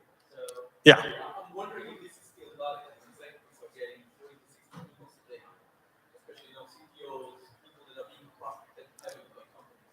Is this still valid in 2023? I couldn't hear the question. Is it still valid in 2023? What is? Like this, because prospects are getting 40 to 60 cold emails. Right. Like high value prospects, CTO. Yeah, and most of them are crap. So most people are getting crappy emails. My inbox is full of them. I got 200 of them yesterday. And they don't move the needle. You have to stand out in a crowd. Just because a channel is heavily used doesn't mean it's ineffective, right? You can make the same argument for Facebook. But clearly advertising on Facebook is doing well. So it's not an open space. You're not just walking into somebody's empty inbox and saying, hey, look at me. You are walking into a very, very heavily trafficked area with a lot of noise and separating yourself from the pack and saying, I know who you, I know what means something to you and I can bring you real value is going to work. Yeah. Okay, one more question.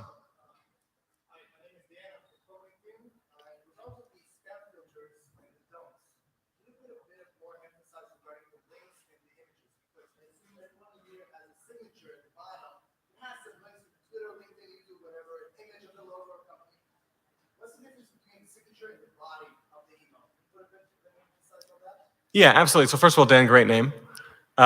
Second of all, when it comes to images and links, this is a tread with caution. It doesn't necessarily mean that you're going to get hit. Remember, these algorithms, nobody's releasing them to the public. So what exactly triggers them, it's hard to know. I think the most important thing is to consider one scale. How many emails are you actually sending a day? The more emails you send a day, the more likely you are to hit those spam filters, and the more you're going to have to tread with caution. If you're sending near your limits, just don't do it, right? Because you're already checking one box that you know could risk your email account. So don't check any others. If you're sending 100 cold emails a day, which is pretty small, you can take more risks. You can put links and you can put images, and you're less likely to trip those filters. But when it comes to your signature, what we've seen is, by and large, that is viewed similarly or the same as the email body in terms of what the spam filters are looking for. So images there can cause problems as well. Again, if you're sending at low scale, I wouldn't be too worried about it. But if you are trying to actually send at scale, you're already checking some of those boxes, so you'll want to avoid anything else that might cause problems. I'm getting kicked off. Thank you all so much for your time. I really, really appreciate it. And if you wouldn't mind, I'd like to call this handsome man up here and just take a quick selfie. Let's do it, man. Are we doing a selfie? Yeah, we're gonna do a selfie. Okay, fine. Sorry. We're gonna do a selfie.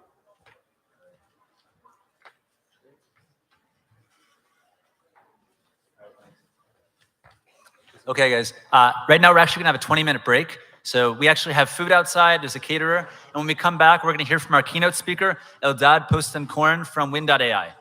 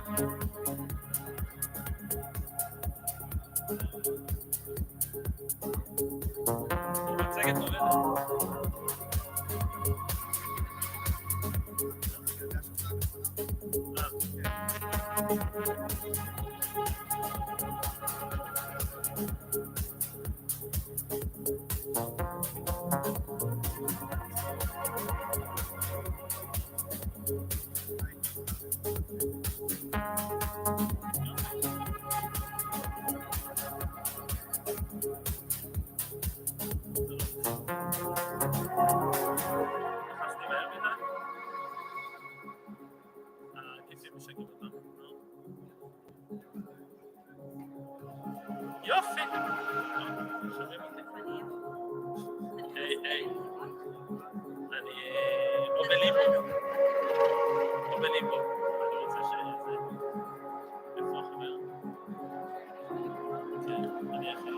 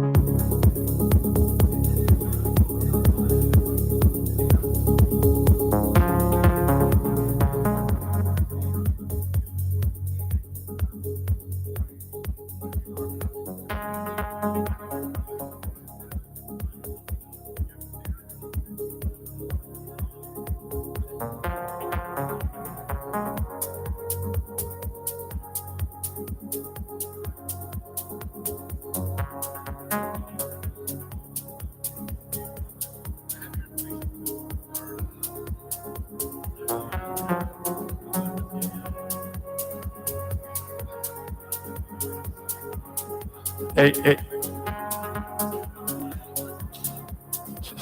Hey. מה? כן, בוא נראה שזה עובד מפה.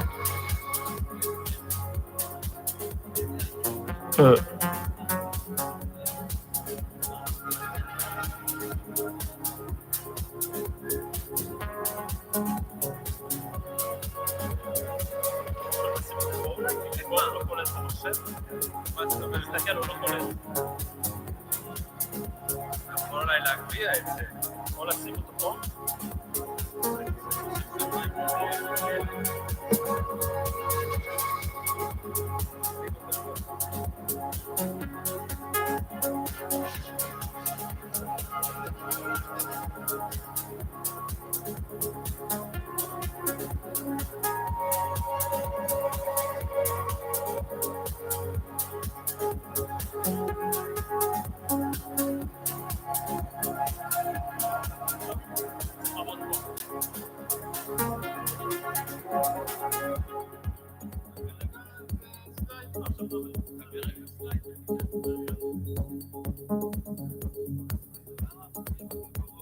כן, משהו.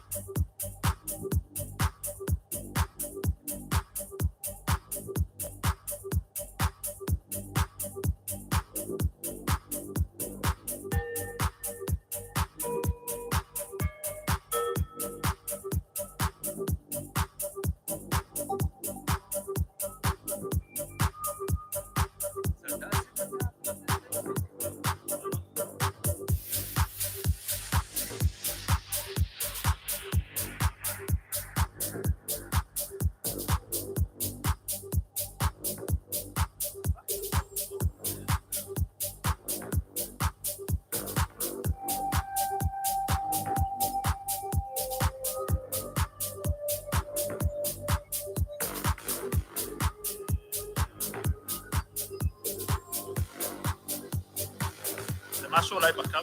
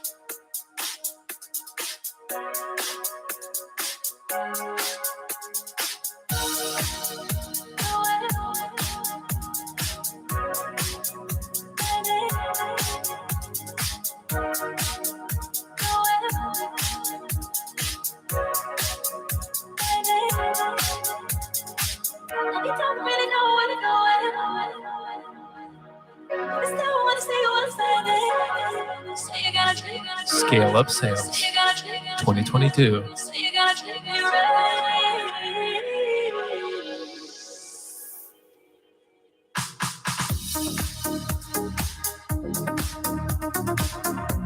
Supposed to be on 70.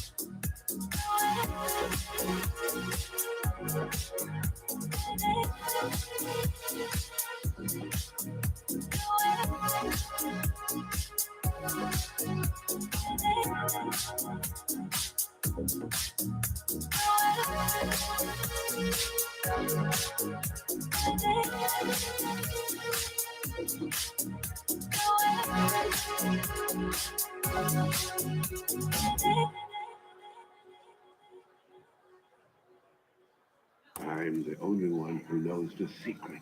It's incredible. Incredible. Yet it's true. Must be.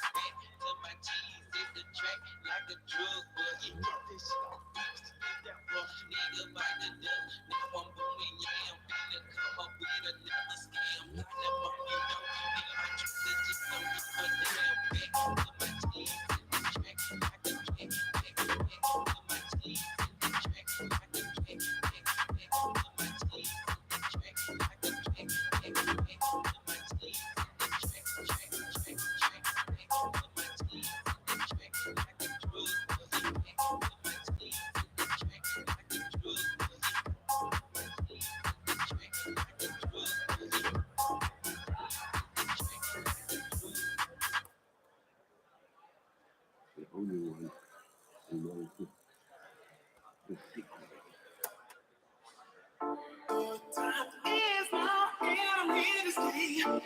Come with me, baby. It's time to play. I took all out for baby. Come with me, baby.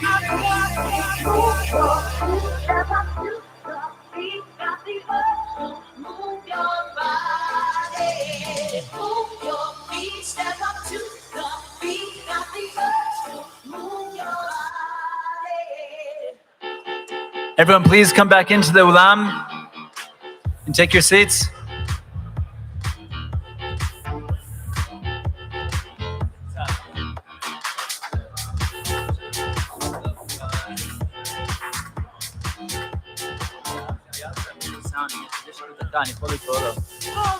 He tried. He said that it's fun.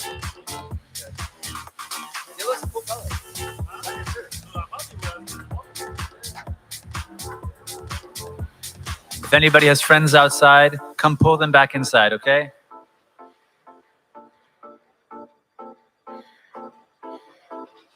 Good time is now, and I'm here to stay.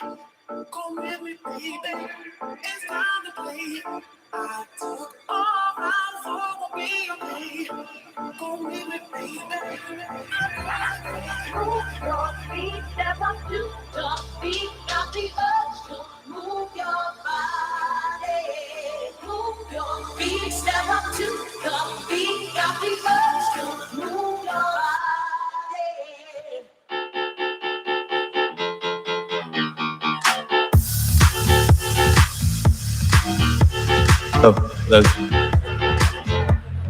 Everybody get back inside.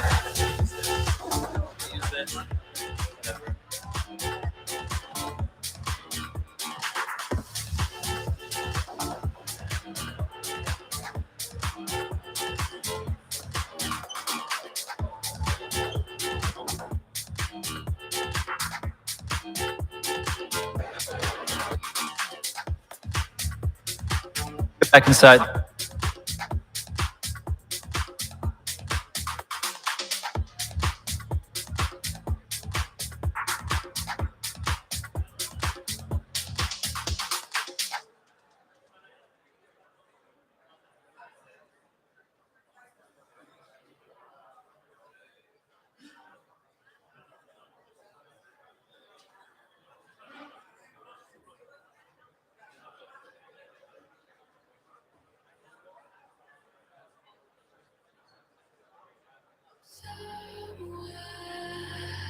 Lost in pieces,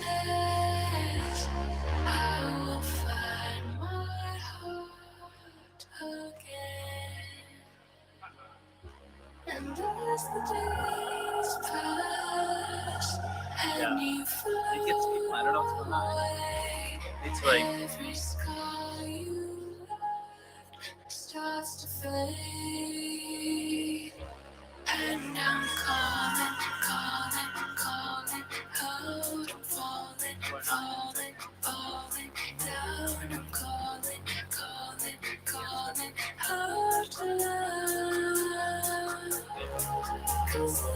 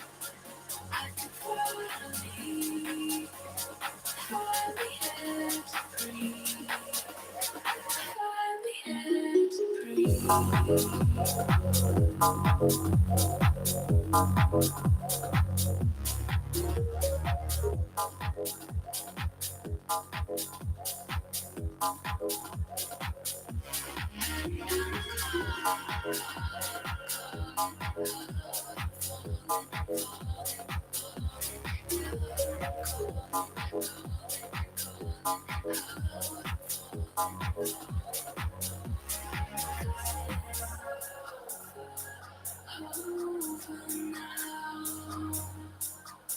I can finally find the air to breathe.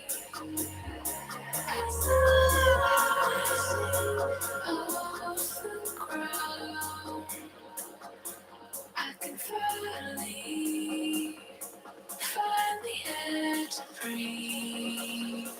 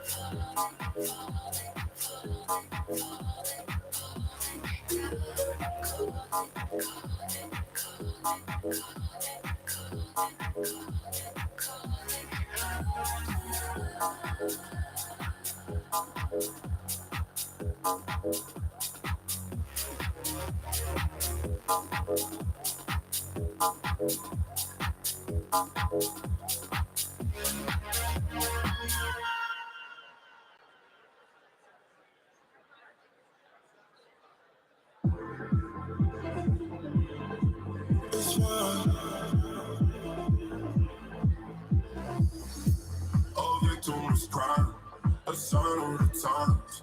I don't want to speak, just take control. I say that I'm fine, you know it's a lie. If I'm what you see, then say so. Oh, oh, how can I let you go? Oh, you touch me, then I want more. Oh, you know you're my weakness. I need that fight, but you leave me cold. Oh, cold. Oh, you leave me cold. Oh, I need that fight, but you leave me cold. Everybody, we're getting started again in 1 minute. Please take your seats. But you leave me cold. Can you dim the lights so we can like flicker them or something? I need that fight, I need you, so don't leave me cold.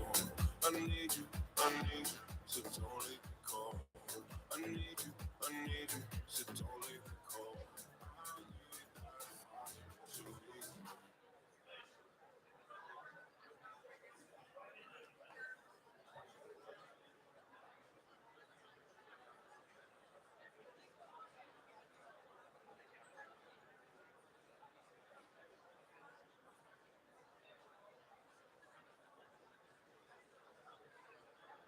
Everybody, please take your seats.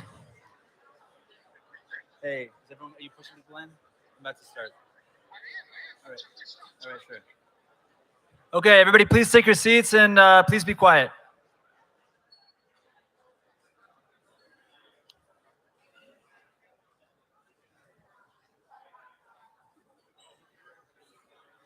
The longer you guys talk, the longer it's going to be until brunch. And that's the real break you guys want to enjoy. Ah, yeah. Okay, that's good. Please take your seats. Please quiet down. All right. Thank you, everybody. I hope you guys enjoyed the break. There'll be another one after the next round of speakers, okay? A much longer one. Our next speaker is Eldad Postan-Koren, the CEO of Win.ai. Eldad, yeah, we can all clap for him. Eldad's great. He's also very tall. Eldad Postan-Koren is the CEO of Win.ai, an AI assistant for salespeople. He's a former naval officer and a co-founder of 2 NGOs. He was also the chairman of the Student Union of Hebrew University of Jerusalem. Eldad founded Win.ai to help salespeople close more deals through the power of momentum. His topic is called Winning as a Service, Playbookized Your Sales. And one interesting fact about Eldad I'd love to share with you is that he had dreadlocks until he was 18. So Eldad, welcome. We're very much looking forward to this.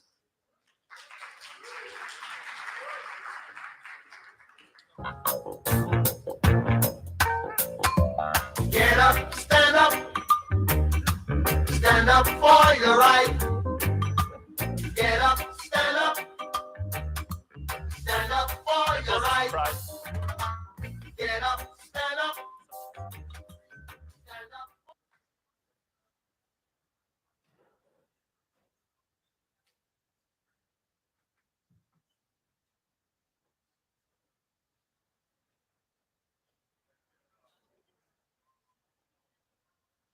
Dan, do you want me to? All right. Can you hear me?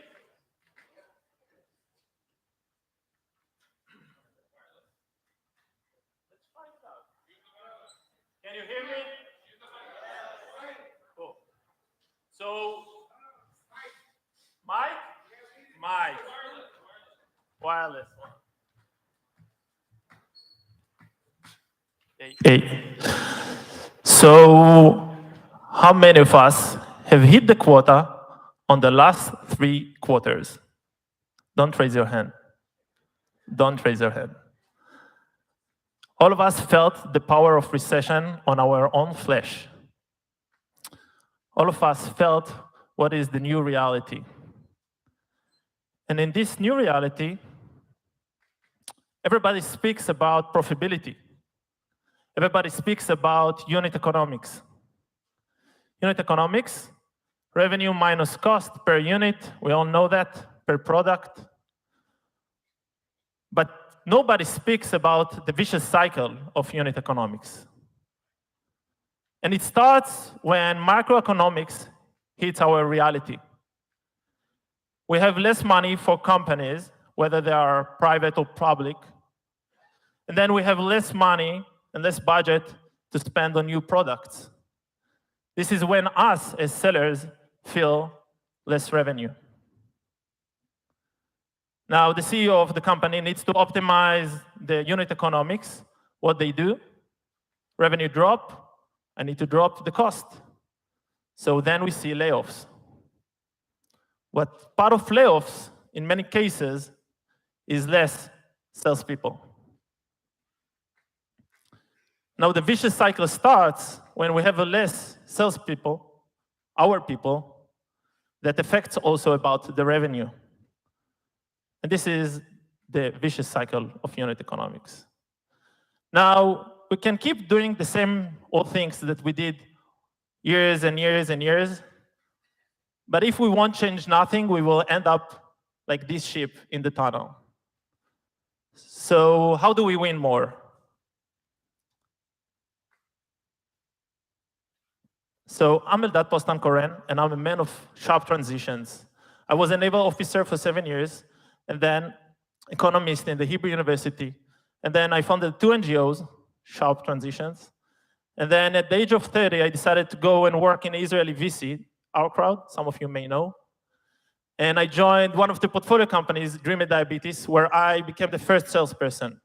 We sold SaaS platform, which is a medical device to hospitals in the US. Highly not recommend. 2 years of sales cycle, very bad. And when I was the first salesperson, it was my first role as a salesperson. I discovered a couple of things. First, and I think that that's common for all of us, that I love sales. I love everything about sales. I love the energy. I love the fact that I had goals. I need to hit them. I need to utilize my EQ and my IQ. That was the first thing that I discovered. The second thing that I discovered is that I hate the admin work of sales. I hate updating the CRM. Do you like to update the CRM? Okay. Now, 1 year later, I became the head of sales of the company. I recruited several SDRs and AEs, and I discovered, and I wanted to build a winning team, right? All of us want to build a winning team. And then I discovered how difficult it is to create alignment and consistency between the different team members, whether it's about how do they do discovery, how do they qualify leads, how do they track deals, how do they speak about the company, how do they speak about competitors, how do they fill out the CRM. So that was a frustration, a big frustration for me. So I went and spoke with smart people. Some of them are here in this room. Nir, do you remember? And also read great books about sales and learned about the best methodologies on earth. And there was one conclusion what I should do, and it was to write a playbook. So what I did is to write a playbook. And I must admit, it was a very beautiful playbook. Let's take a second. It took me just 2 hours to create this, so, okay. Now, just to clarify, it was not a top-down playbook. I sat with the team. We took a couple of days off for our offsite. We built what is the sales process, what is the preferred sales process, how do we should hand off from one another, how the calls looks like, how the emails looks like, everything from A to Z.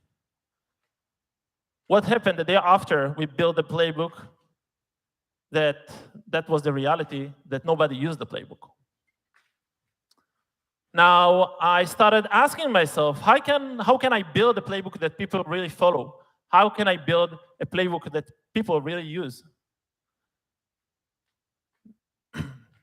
And the answer was one, playbookize. That's a new verb. You're going to hear it a lot here and in the near future.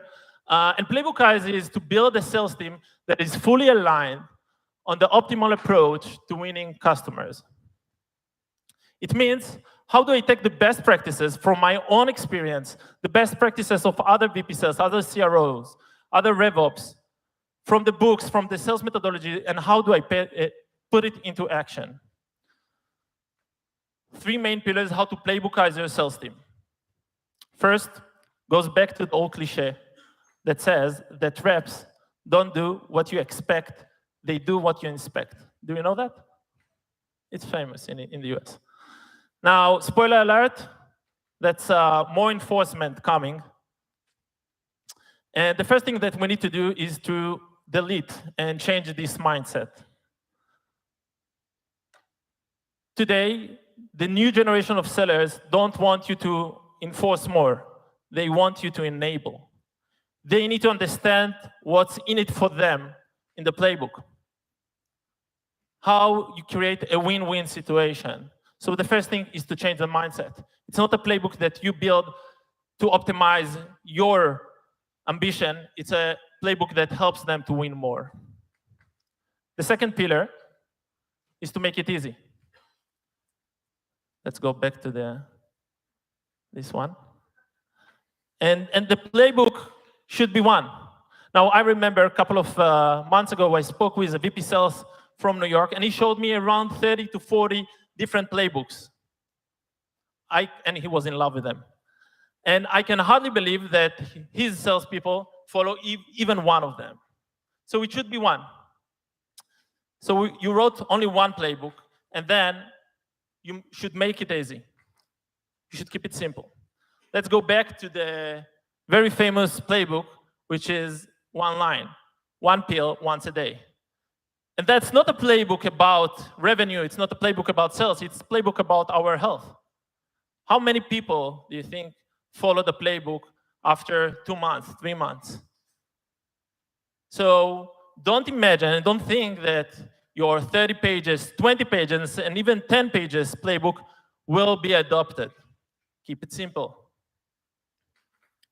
And third, how to make it easy, is to change the infrastructure, the sales tech, to work accordingly to your playbook, specifically the CRM. For example, if you have stages in the playbook, it should reflect 100% on the CRM. Late response. All good. I'm with you.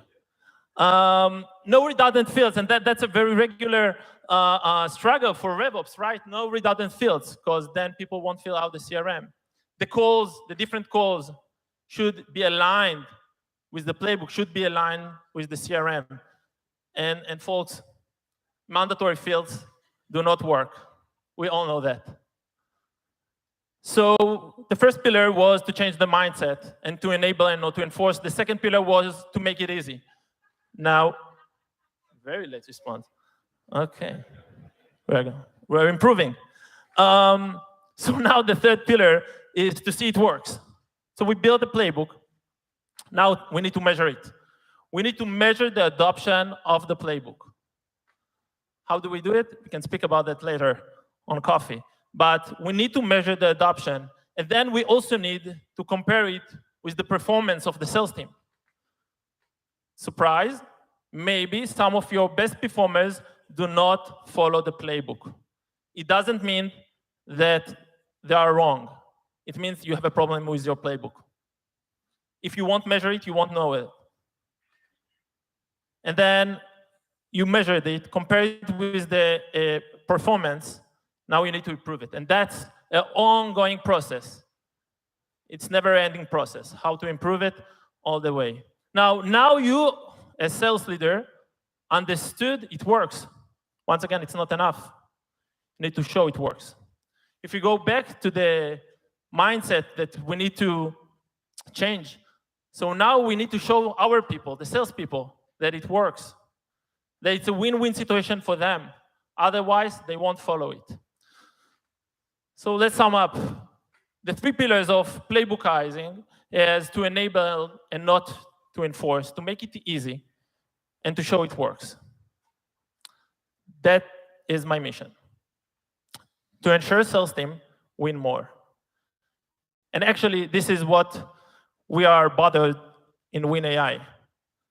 And creating a playbook adoption is seamless by a playbook which is not on the shelf.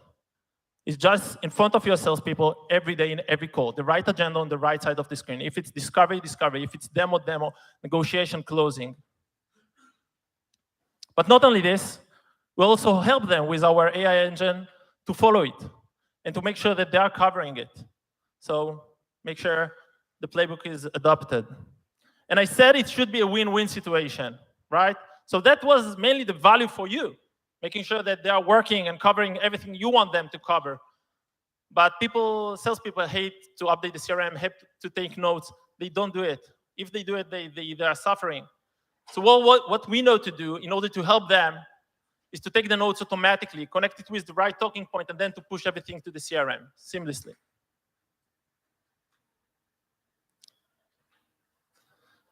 Now, remember we spoke about the vicious cycle of unit economics.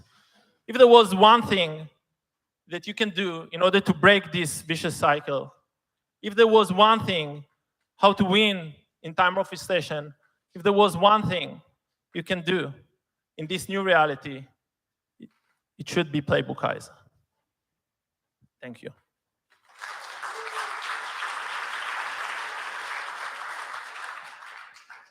Questions?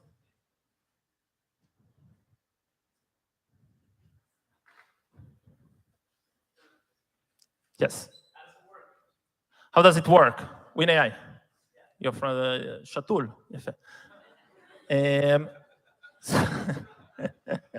Thank you. It's a great question. No, so what we build is our own proprietary models on with AI that knows to track what is mentioned during the conversation, and then to connect it with the right talking point. Let's take a step back.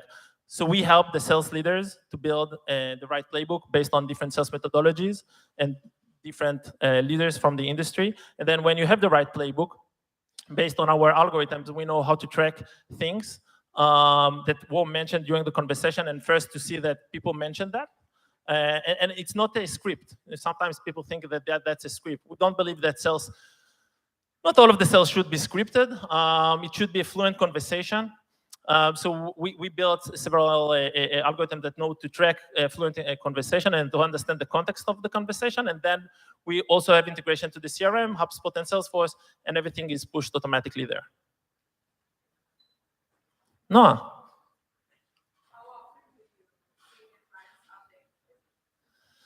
That's a great question. I think that going back to the VP Sales from New York, and he updated the playbook like on every occasion, like end of year, holidays, Q1, Q2. So I think it really depends on the different VP Sales. Some people really like to update it a lot. Some of them, we really help them to build a playbook for the first time.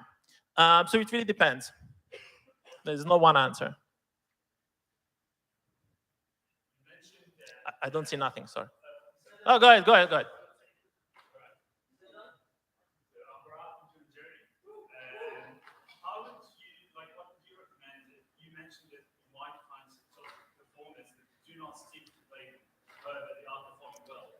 would you then take their actions and whatever they did in order to put it inside the playbook?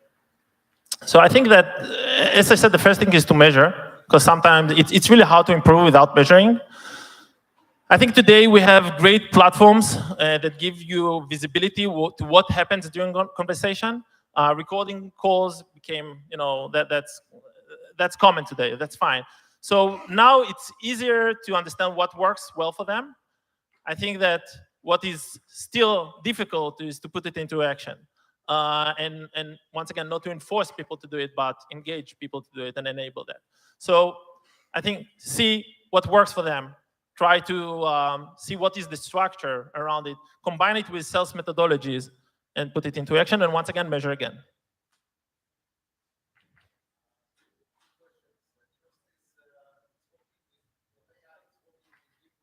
No, English only, sorry. Not yet. No, we started, so it's early stage startup where focus is everything, right? So we decided to start with Salesforce and HubSpot, and maybe Monday CRM will be in some point. Big mistake? Okay. Let's talk about it afterwards. I'm doing mistakes every day. You can ask my team. What else? Behind something? Right. So just to sum up, WinAI, it's a real-time assistant for salespeople. We are a young startup. If you have questions, please approach us. We are the guys with the hand. We are here. Thank you so much.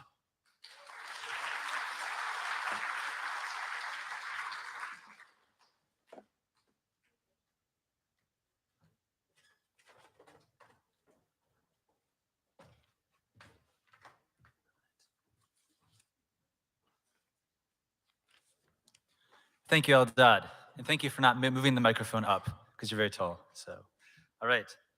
Our next speaker is Nir Goldstein, the VP of Sales at Monday.com. Nir has 15 years of experience in tech, sales, and business development, leading international companies including Amdocs, Click Software, which was acquired by Salesforce, and Sisense.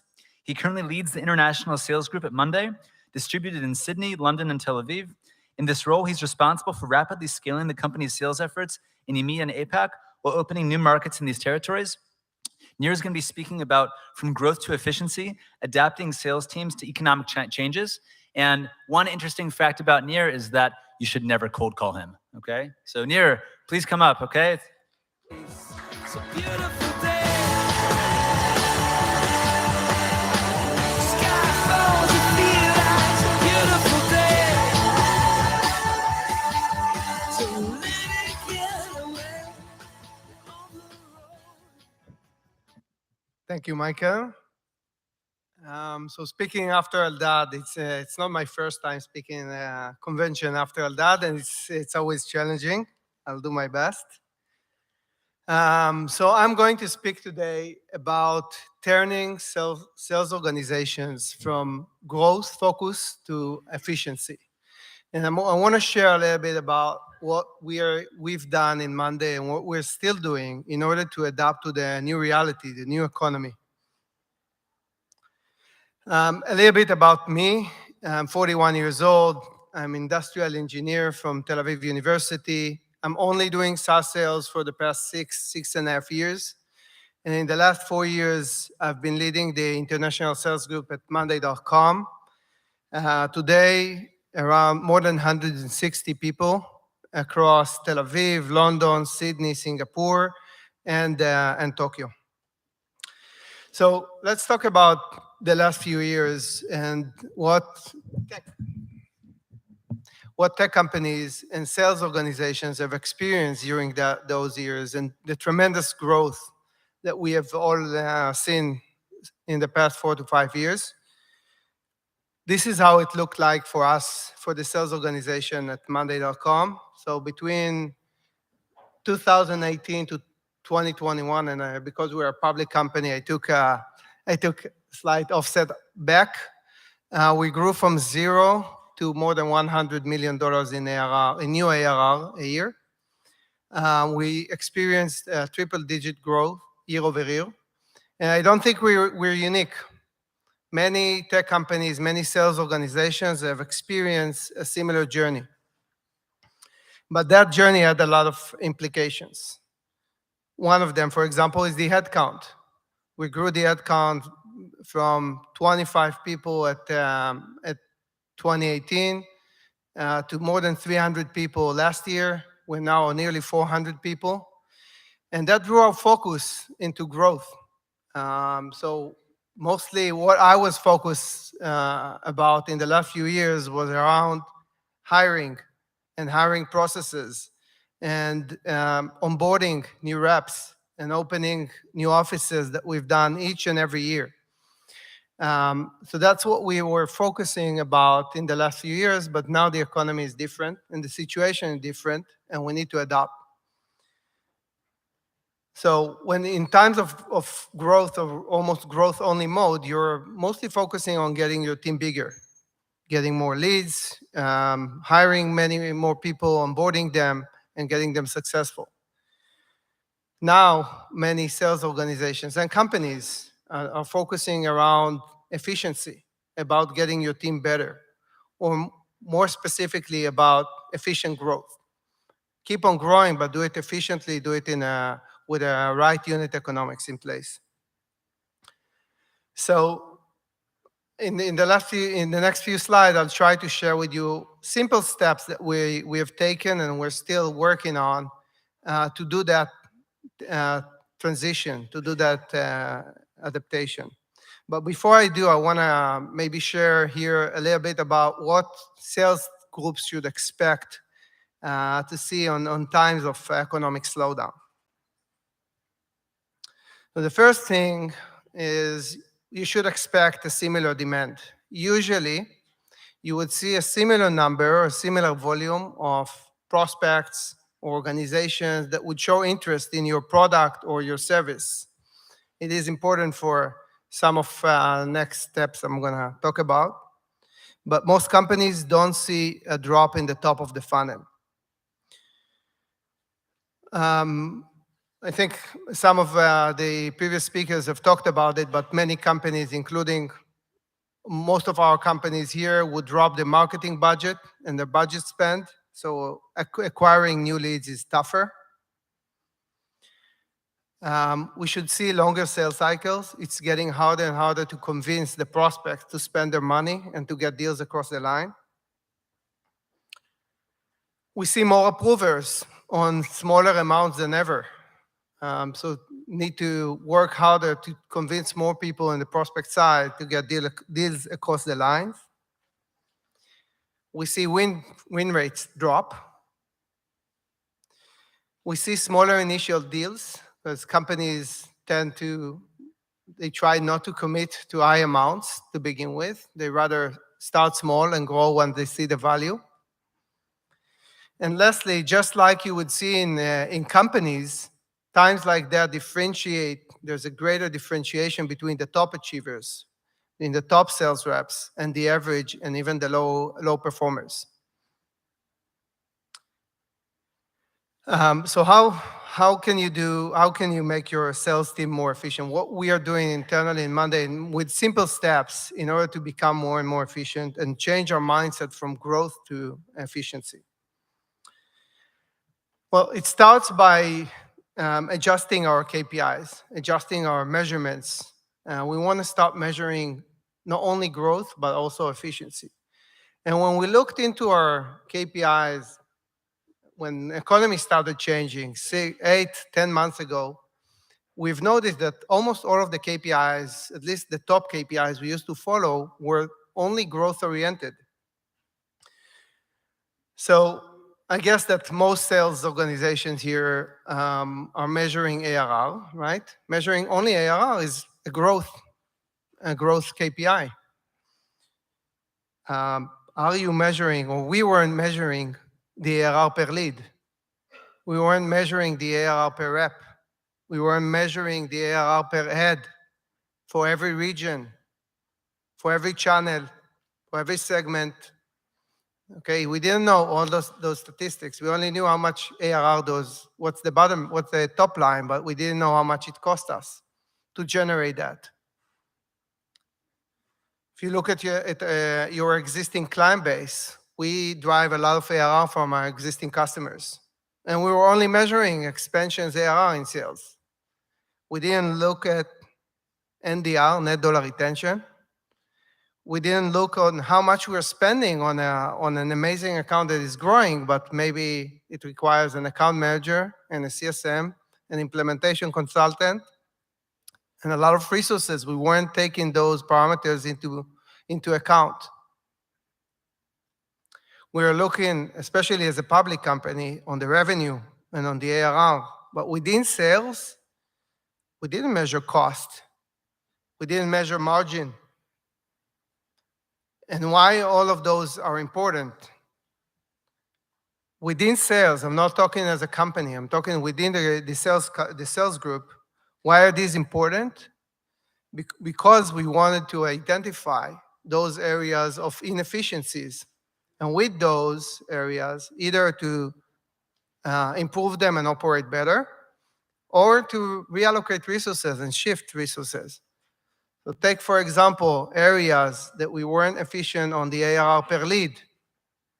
We probably want to spend the marketing budget differently and hire more and buy more leads in other regions. Or fix the ARR per lead in those regions that didn't convert.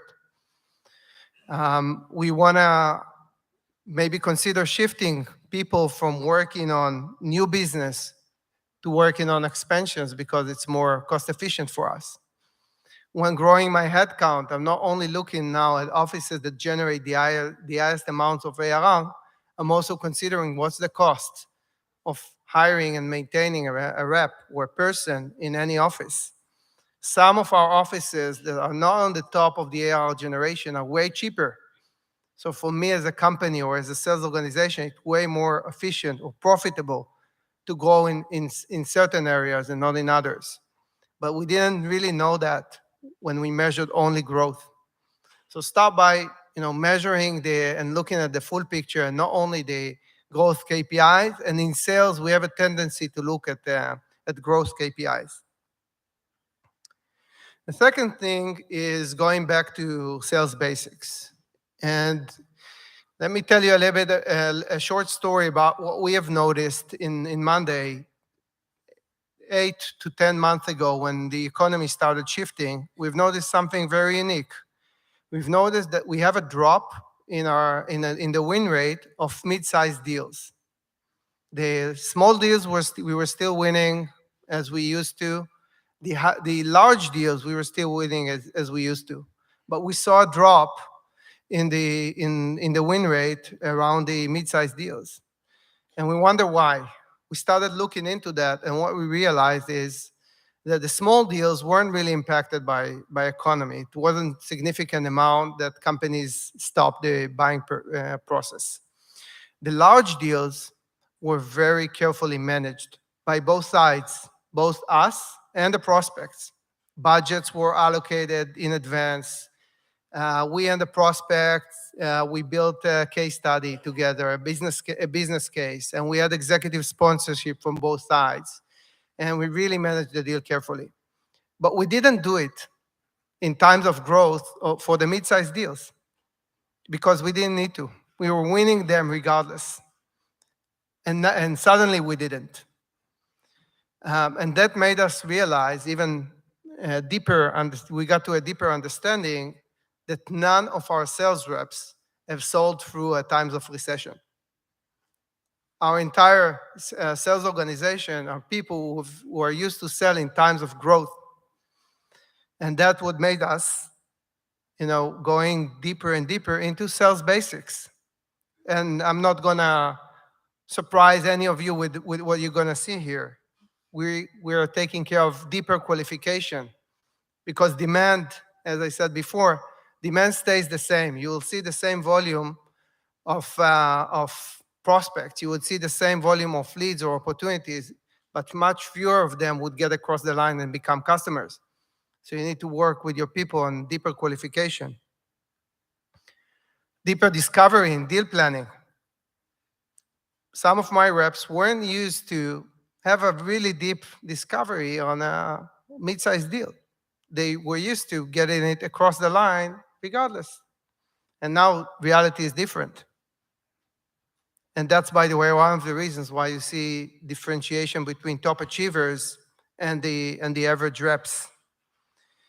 We started focusing a lot more on the pain and on the business impact, because once the deal would get to the budget owner or the signer or the CFO, unless they see the business impact, they won't spend the money.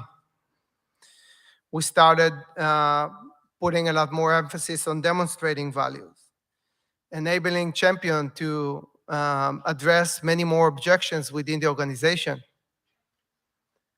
Deal planning, managing the approval and signature processes. So these are all basic stuff. But what we realized is that the time of hypergrowth created some softness within our sales group, and now we need to tighten things up and get back to sales basics. And the last step I want to talk about is leveraging data for individual and team improvements. And for me, here I get a lot of inspiration from the sports world.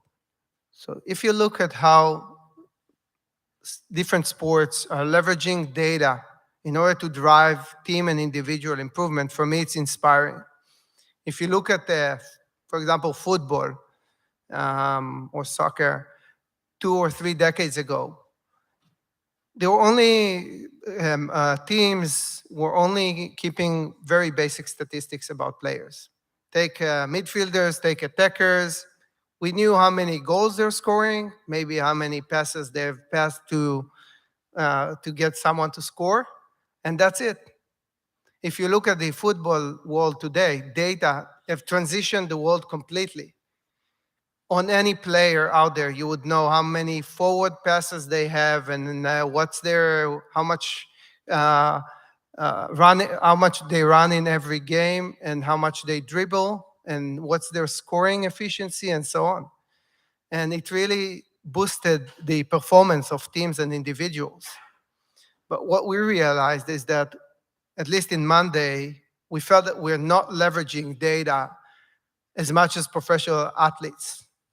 And that's what we decided to do, to treat our team members, our reps, as they were professional athletes. When we looked deeper, I think, again, like many sales organizations that I know, we were tracking quota attainment. And we were tracking how much you're selling, what's your ARR or ARR per quarter, maybe in some cases even tracking your pipeline generation. But what happens when a sales rep is not meeting their quota? What happens? Okay, it can be for two main reasons, right? It's either they're not generating enough pipe or they're not closing their deals efficiently. So you're standing in front of a sales rep who's not generating enough pipe. They don't have the chance to win. But can you tell why aren't they generate enough pipeline? Is it they are not generating enough opportunities? Or they are, but the average opportunity is too small. And if they're not generating enough opportunities, why is that? What's their lead conversion rate from every channel, or by deal size, or by segment? And if they're not winning enough deals, where exactly in the funnel does it break? What's their push count? How many times they're pushing deals? What's the win rate? Do you measure the win rate according to the deal size? I've got reps who are brilliant in closing small and medium-sized deals. They fail on the large deals. They just don't know how to bring them across the lines. Do you measure win rate according to segment or territory? We realized we weren't doing that. And now we started doing it like really deeply. Even using simple maps like this one. Okay, what you see here is a simple mapping of your team. The y-axis is the 1 ARR. The x-axis is pipeline generation. So you have on the top left corner, on the top left quadrant, you've got your deal closers. These are people who are not generating a lot of pipeline, but they are closing on a very high rate. With these people, what you want to work on is boosting their activity, increasing their pipeline generation. Imagine what happens if they double or triple their pipeline generation. On the top right corner, you have the pipeline generators. People who are generating a lot of opportunities, but they struggle to close them. You want to work with them on deal management, on closing deals, maybe on qualification, and push them up. On the top left corner, you have your low performers. You want to keep a close eye and close track on them. And on the top right, you have your stars who are generating pipeline and closing deals. And by the way, they can mentor each other. But how many, we realize that like most team leaders wouldn't know without looking at data to place their team members on this map. And I find it very basic. But this is what times of growth and no efficiency made us. I feel it made us a little bit soft. And what we do with all of that analysis and all of this data, we have an OKR, objective key results, personal OKR process within our sales group.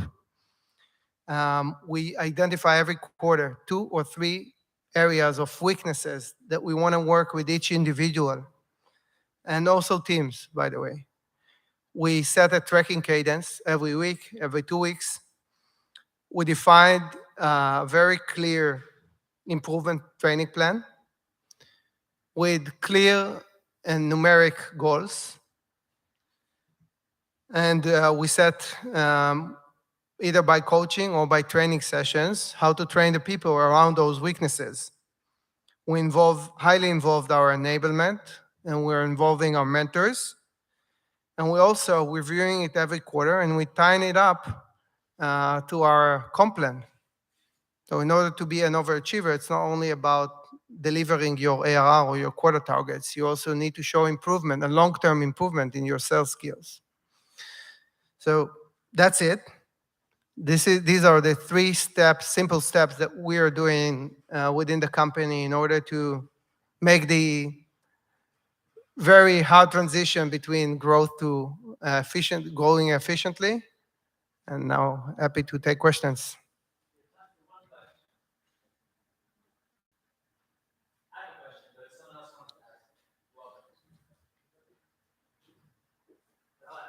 What do you say to companies that don't have such a large accumulation of data? They're either startups, just starting out, they have limited data, they can't really make such drastic conclusions. How do they apply these principles? So I would first ask, why don't you have a lot of data? We have, it really amazed me when I was thinking about sports. Someone who plays soccer on the field, how much data can you get around them? But think how many systems we're using. We're using CRM, we're using sales engagement, we're using prospecting tools and call tools. We have got so much data out there. And if you don't have a lot of data because your team is small or you don't have a lot of volume, it's easier to get into the actual details. It's easier for you as a team leader to listen to calls. If you have only fewer calls a week, you can listen to them and like what the data is supposed to tell us is those. I cannot be on every call of my sales reps. I've had 160 and each one of them has around 10 to 15 deals a month. These are like nearly 1,000 deals a month. Unless I have data, I won't be able to know it. But if you're working on low volumes and smaller teams, you can even go to the details and to analyze that. That's it.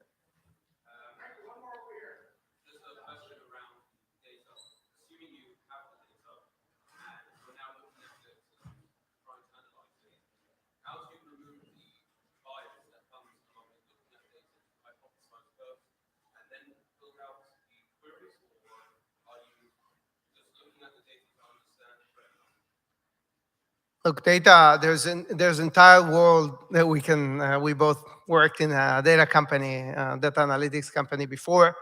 So you can spend hours or weeks analyzing data, but I'm saying start simple. Let me look at the across a team or across a function, all the mid-market account executives in EMEA, and let's see what's the average conversion rate.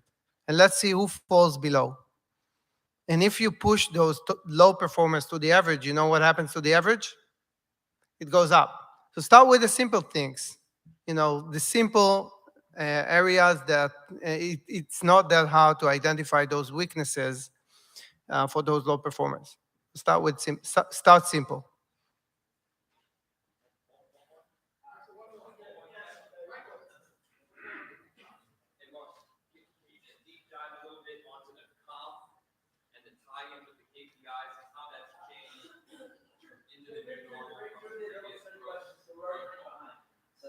Okay, I'll answer first.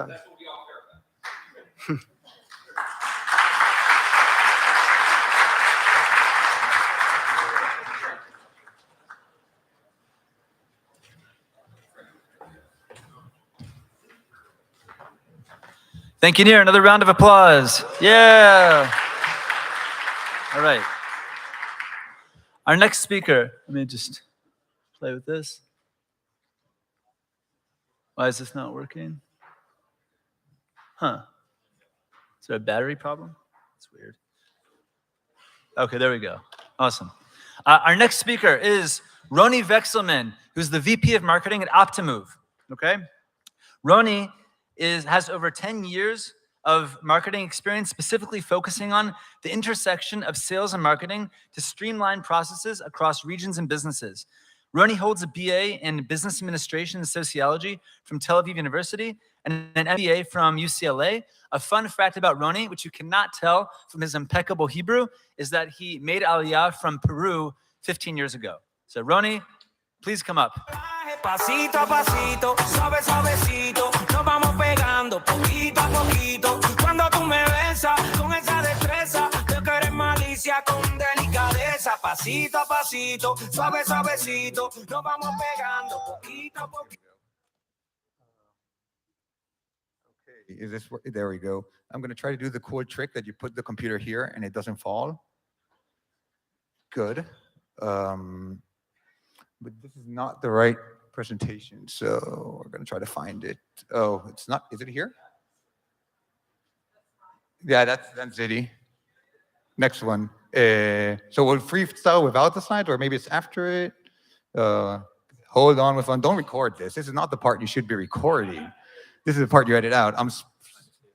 Maybe we click out. You know. Yeah, it's true. No, this should.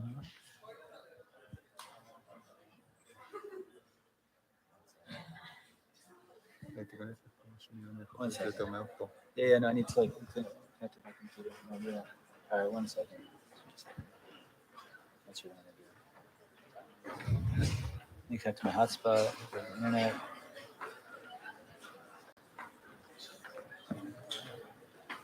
See, this is a proper purposeful break so you can check your emails, your Slacks, and then when we start talking, it's, you know, we're all here in attendance and present.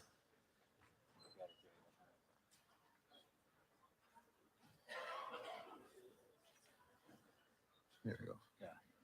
Let's do that for now. That's all. No worries. Yeah, of I'll course. go back after. No worries.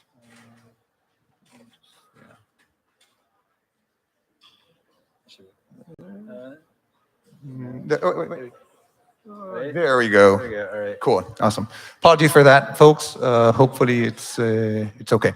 Awesome. So let's get started. First of all, I want to thank Michael and the team at Scale Sales Up, because really they've done a great job, and I think that we haven't said this today. So a round of applause for Michael and his team.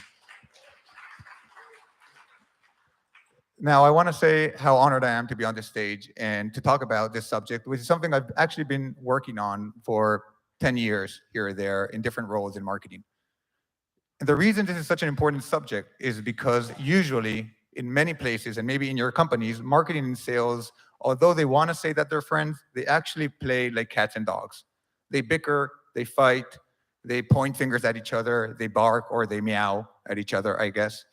And they do all of this because there's a misalignment between them. But there's another way and another form where marketing and sales can behave, such as sharks and remora fish. Now, I don't know how many people of you are familiar with remora fish, but there's these small little fishes that circle around the sharks, clean their teeth, kind of hitch a ride on their backs, behave nicely, and create a symbiotic relationship. I'm not going to say who's a shark and who's a remora fish. It doesn't really matter. So I want to start this presentation with a small personal story. As Michael said, I got an MBA abroad. I came back 4 years ago, started working at Optimove. And if you've ever met an MBA type, then we basically come with a lot of frameworks, best practices, and we start to use them and start to implement them during our workday. And that's what I did. And I ended up my first year feeling pretty good about myself. So what do you do when you feel pretty good about yourself? You probably go to other people and you ask for feedback. It's going to be good feedback, right? And I got very good feedback. I set a meeting with the VP sales of the different regions, and I wanted to hear what they had to say about how marketing was doing. And the feedback was good, but I can't remember a single good thing they said to me that day. I can't remember one thing, and it's this quote from Moshe. Moshe is our VP sales and GM in Europe, and he said, "You spent last year focusing on our existing customers. Now help us win business." Now, me and Moshe, we both thought we were doing a good job. I had a different goal in mind. He had a different goal in mind. We just weren't aligned.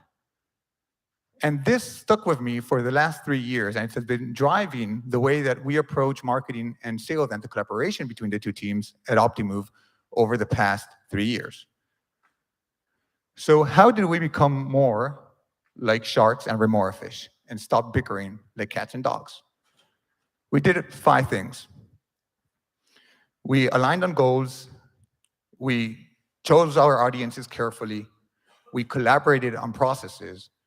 We measured our progress, and we repeated this over and over again. I'm going to go through these and going to tell you a bit about how it goes. Now, please, I created these slides before I even got here, so I'm not trying to pick on anybody who was before. I really apologize. The first part of goals alignment starts with killing the original funnel. You've all seen this funnel: lead, marketing qualified lead, sales accepted lead, sales qualified lead. And this funnel, although broadly adopted, most of you probably use it in some way or form, has a problem in it. It inherently splits sales and marketing. Marketing is measured on creating more MQLs, marketing qualified leads. Sales is measured on creating more deals, more revenue. Theoretically, this is good.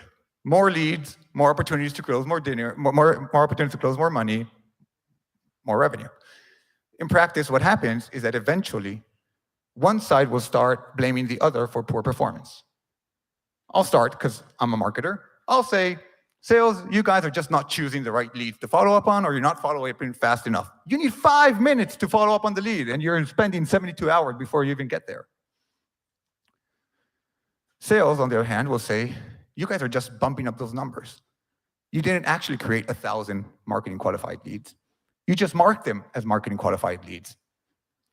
Right? How many of you have ever said that to your marketing counterpart or thought about it? Maybe you don't say it out loud, but you thought about that. And that's what happens with the traditional funnel. That's what it creates. It creates this bickering and finger pointing between the two teams. So what did we do? We did something revolutionary. We changed the color of the funnel. We actually got in a room for 2 days and we thought about what it would be like to think of a funnel where sales and marketing collaborate throughout it. How do we change the way that marketing is measured from MQLs to actual deals, to actual opportunities being created, to actual revenue at the end of the day? And how do we incentivize sales to hunt up market and up the funnel at those stages that we call unaware and aware? And doing this, at the end of the day, created a world where we are more in sync. But this is only the first step. What did we do next? We changed the way we market. We went from fishing with a fishing net to fishing with a harpoon. A lot of fish references here. Michael called me out for that, but I apologize. Traditional marketing is about spreading a wide net. Marketing started out of the world of advertising, billboards, posters, et cetera, et cetera, et cetera. Catch as much demand as you possibly can. Well, it's good. It also is bad, because you end up getting demand that you didn't want, bad fit leads, bad fit customers. So how can you go through creating more alignment and minimizing the friction points between that sales and marketing team? So what we did is we pre-selected the accounts we were going to go after. We pre-selected the companies we wanted. We decided what is a good customer for Optimove. Sales and marketing together did that in order so that every dollar spent by marketing was spent on an account that we believe would be a good return for us and a good customer for us, and that every minute that a sales team member spent hunting up market was spent on a company that we thought would be a good fit for us. So it's at the end of the day about efficiencies. Now, you can do this by thinking, one, using tools, right? Maybe you have a ZoomInfo or a Clearbit or anything like that. You can also do it just by looking at top lists and kind of like Googling lists of companies. It depends on where you are in your company. But you want to mix those lists with personal experiences, with knowledge of what you believe, with knowledge of what your customers are telling you, with what your churn rates are, and what industries, and what type of companies, et cetera, et cetera, et cetera. And then you want to go about tiering your accounts. So you want to build this type of matrix where you have these funnel stages and these tiers. The reason you want to tier things is because you want to figure out what is the importance that you're going to give to different type of accounts. So for some accounts, you might be willing to spend more money, more time, more resources than for others. And so you will fill out those type of squares that are built from the matrix, from those intersections. And doing that, at the end of the day, will allow you to be aligned on how sales and marketing are going to approach this together. So now we created alignment, both on the funnel, both on the companies that we want to target. But the day-to-day is messy, and we get in our day-to-day, and we have to, at the end of the day, hit quotas, and marketing has to hit their goals. So how do you continue this and take it from theory to practice? So the third step is about building what I call engagement ecosystems. And this is basically opportunities for sales and marketing to interact. The simplest one, one-to-one meetings. Does your VP sales have a one-to-one meeting every week with a VP marketing? Does your director of growth with the team lead of the SDRs? Do your sales team meet your product marketing team? Does this happen in a weekly phase? And they don't just meet for, talking about weather and how rainy it is in Tel Aviv and then how snowy it is in New York, but to actually talk about what have we learned, what is working, what do we need to improve, and what can do on that. Then you want to actually set rules of engagement. When should each team be interacting with prospects throughout the funnel? Or with customers if it's about an upsell and an expansion. And you want to set the tools. Somebody talked here before about CRMs, marketing automations, but tools can also be outside of that. This is an example of a screenshot from a Slack channel that we use at Optimove. It basically just sends notifications of important activity that companies that we're targeting are doing. A C-level visited our website, a company visited our G2 profile, and it allows us to interact with the sales team almost in real time of if this alert is helpful, is this company being targeted, or should we maybe even remove it from our activity altogether right now? Now, all of these are what I call reactive ecosystems, right? They happen after the fact. What would we do proactively? So, I'm a marketer, and I don't know why I think of weird names for things, but I created Creation Mountain. I think that everything we create goes through this process. At the end of the day, if you're creating a demo, a cold email, a deck, a brochure, it all goes through these 5 processes. Somebody is ideating something there in the past years. They begin to draft it through that slope. They get confident about themselves. Oh, this deck I created, this is going to get us a ton of money. And then you kind of develop it, right, for that descent, and you deliver it in the valley. Now, teams collaborate across the mountain. Where do most teams collaborate with? Or where do most teams collaborate at? At what point? Here, in Delivery Valley. How many of you have heard your marketing team come to you and say, hey, I created this deck. Here, go use it. It's going to help your sales improve. And you're like, oh, this is not going to help me. Like, my customers don't speak like that. My prospects, this is talking about retail. I'm selling into telcos. Like, what the heck do you want from me? The other common place, here, in the ideation planners. Hey, I have this idea. What if we demo this way differently? And then, cool, 9 months later, or 2 months later, or 2 weeks later, I don't know, depending on your cycles, you meet at the Delivery Valley. Here's what you asked for me. Not what I asked from you, but cool, thank you for working on it. Some people will, interact here or here. The best way, or the best place, and the most important one is here, while you're drafting it. So let me tell you a bit about how we've done this. We recently rethought how we wanted the Optimove story to be told to prospects. Now, this is something that every marketing department does every now and then. And many times they go about their job, and then they come to the sales team at a sales kickoff, and they say, hey, new story, here you go, our website is updated, thank you very much, now go talk it. Less than ideal. So